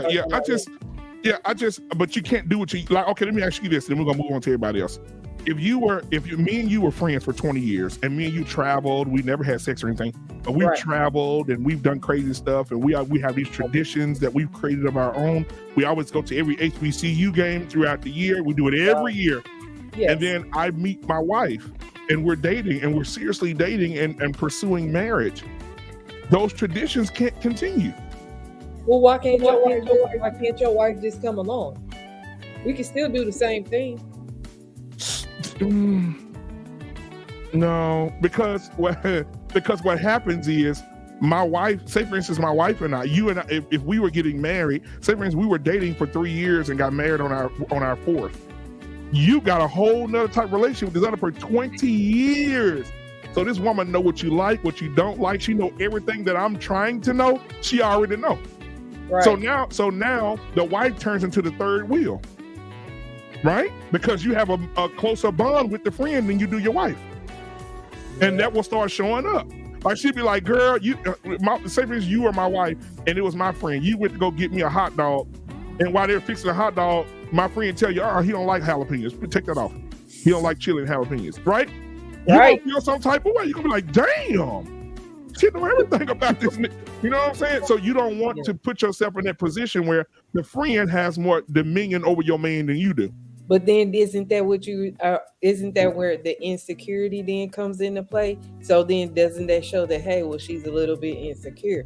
That's why I say, like, if you introduce y'all, have the understanding from the beginning, because I have been that friend in his, situation. Like with his new girlfriend now, they have been dating for 7 years. 7 years. No, he should have been married her by now. What he playing exactly with? And she knows. And she's asked me several times. He waiting on you. you? Gonna propose? When is he gonna propose? He waiting on you? No, he's not waiting on me. He never had no intention of marrying her from the jump. Oh man, that's sad. He wasted 7 years of this woman's life. Exactly. Wow. And it's like, for me, I tell him all the time, I was like, I feel like the awkward friend, because I'm like, and he told her this in the beginning. He was like, she's not going nowhere. He's here before you. He's gonna be here after you. And so it's like, he's looking for her to mess up. And I told him, she's not gonna mess up because she wants to marry you. And he was like, well, we just gonna sit here like this. Oh no! See, now we're gonna open. Now listen, we're gonna talk about this in the back. Stay your ass right there, okay? Y'all, thank you for being here, because Queen Smiley just said something about it too. So we're gonna talk about it in the back. All right. So thank you for being here tonight, sweetheart. We'll see you in the back in just a little bit. Give it up for Cherise. All right, Mr. Bennett, what are your final thoughts, my guy? All right. On the topic of friendship, a quote from scripture is that there's no greater love that one has than to lay down his life for his friends. So friendship, to me, at the end of the day, is about sacrifice. And for the good of your friends and for marriage sake, sometimes you need to take a step back and allow relationships to go in the way that they need to go in. So, I got people who lay down my life for me, and I probably talk to them maybe a couple times a year. So again, we got to also define what we mean by this whole idea of friendship. Buddies and associates, people you hang out with because you have a common interest. You like the same football team, you like go to the same bar or whatever, and you guys just kind of hang out. But in terms of people who ride or die for you, that's a rare class. And like I said, most people, if you're blessed if you have more than really 2 or 3 of those people in your life. So when we're talking about people who are truly for you, you can be half world away, and you can still, if they need you at any point in time, they'll still come from wherever it is to be there for you. So I think that, I think this conversation really, for me, the conversation, again, goes back to what truly are your friends. And again, so if you have lifelong relationships with someone as a man to a female, that I can certainly understand. But again, that's something that needs to be out open in public. But again, as the friend, if I was in that situation, I knew someone who was very dear to me, there may come a time where I have to cut those guys off and say, hey, you know what, you're with your husband, that is your man now. No, we're not going to the clubs anymore, to on the vacations and stuff like that anymore, whatever. But I'd like to be at your baby's baptism. I'd like to be at the anytime you guys are throwing a family event. If I'm invited, I'd love to be there. But you need to develop and maintain boundaries. A relationship with your spouse. Yes, you have. And I think the same thing goes even for me. I know we talked about the male-female relationship, but even with females, because I think there's certain things that even with your female, even with your besties, I think there's certain things when it comes to marriage. I think there's certain things that, unless it's an extreme circumstance where you have to talk to somebody about something, I think there's certain conversations. I don't think your friend should know everything about your man's business. I just, right. and vice versa. So I think there's some lines, and likewise, you shouldn't accept your friends, however they are, talking any type of way about your spouse either. I mean, they need to have some boundaries as well. So, so I know we focused on that tonight, but I mean, so friends in general, if they're truly your friends, they're the ones who want the best for you, and they should know when to step back, whether it be male or female. So hope people consider that and think about that before we get so emotional about, oh, well, this is my friend, or I like to hang out with them, whatever. A lot of it is that you like those people because they validate you. Yes. And a lot of times it's just about, making you feel good about yourself or whatever. But, if your spouse isn't making you feel good about yourself, then that can be a problem also. So again, your friends are not going to fix that. But that's all I had to say. But again, great show tonight. Good topic for sure. And definitely I look forward to Friday night show. Looking forward to what Mandrell is going to be putting together. So look forward to be a part of that. But for everyone else, have a great night and see you next time. Now, Mr. Ben, let me tell you something. Yes, sir. Our security boss told a story about her having friends in her marriage that were ladies. Mm-hmm. And she said that she had to break away from them because they're still out doing the worldly stuff, and now she's made a commitment to be with her husband. Mm-hmm. And so she said what happened was her friends were still sending her the same thing they sent her when she was single. And girl, look at the penis on this man, right? And sending the damn penis pics to her. And she said she lay in the bed with her husband and a big old dick pic come up on her phone. Wow. And she said she had to cut them relationships off with those women because they're still doing single women stuff, and she can no longer be a part of women that are doing right. that. And the fact that the friends would feel bold enough to send her that pic, knowing that she's married. Exactly. I mean, that's the thing too. So you really have to examine, like, again, who's truly for you or not. And again, sometimes your friends, again, they will be the ones to sacrifice and take a step back from, and if they're not willing to meet your need and be able to read the situation and recognize that, then you'd have to really question those relationships to begin with, because again, they're not they're just operating out of selfish means. But again, friendship is selfless, and if it means that I may only talk to you a couple times a year, I may catch up around the holidays or whatever, give you we have a long conversation at night or whatever, but again, I can't be all up in your life like that anymore because you got other things going on. And that's just, again, that's what friends do. But we have recognized that, in a clip, I'll be there for you. And that's who you really want in your life. Because the hangers on, they're only as good as the party's going on. And once the party's over, they're gone too. So you really have to, I think people would do better to make a personal assessment, especially since all the things that we've gone through in the last couple of years. I would use this time to really think about who's really been there for me. When I've had to go through some things, who were really the ride or die people, the people I can really trust. I think this was, to use this opportunity as sort of a cleaning and a purge, to see, who you're going to be going forth with in this new reality, and things are coming, getting back to somewhat normal, but who you can really take that journey with. And not everyone's meant to take that journey with you. Some people are in your life for a reason, and some for a season. And I think everyone, I think, needs to. It's good to do that practice every once in a while, male or female. It's just a good practice. All right.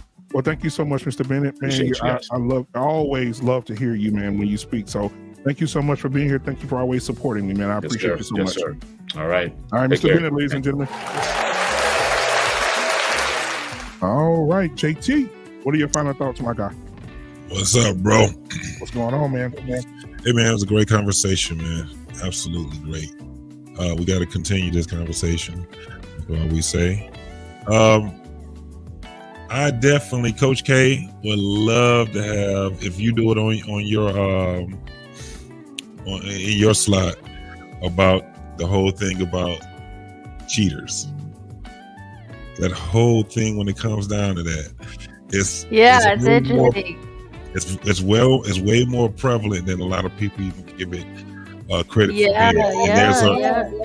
It's a reason why women and men have different ways on how they cheat, and then it also deals with the demographic. It also deals with who you're around, the people that you hold as company, right? Like we talking about with friends. Most friends know that when you're married, they need to take a backseat to that. They need to be more supportive to the union that you have with the person that you have. But most friends are not really friends, because most friends, they see what it is, and that's when they see the person that you're with, they get to know them from a distance or whatever it is. If they're your friends, if they're your friends, they're also going to be his friends too. May not be as close as it is as if being your friend, but I mean, look, when you get to a certain age anyway, most of your friends are family, and there's very few of them. The older we get, the smaller our circles get, and everybody else will be pretty much associates, and things like that. So my thing is that going back to what the title was, most men will not be insecure if they tell their wives, nah, it's not a you and that friend thing. But you have to also understand what we're talking about when we're talking about friends, you know, as far as male friends. But Mr. Bennett said it best. It could be female friends too that can actually be a detriment to the growth of your relationship too. Exactly. So, yeah, that's all I have to say about that right there. You guys can follow me at What We Know Podcast. We normally do our shows on Saturday. This Saturday, I will not be doing a show. We're looking at Thursday, probably either doing a live show or doing a record. So we can go ahead and get that in there. We got some going on this Saturday. Okay.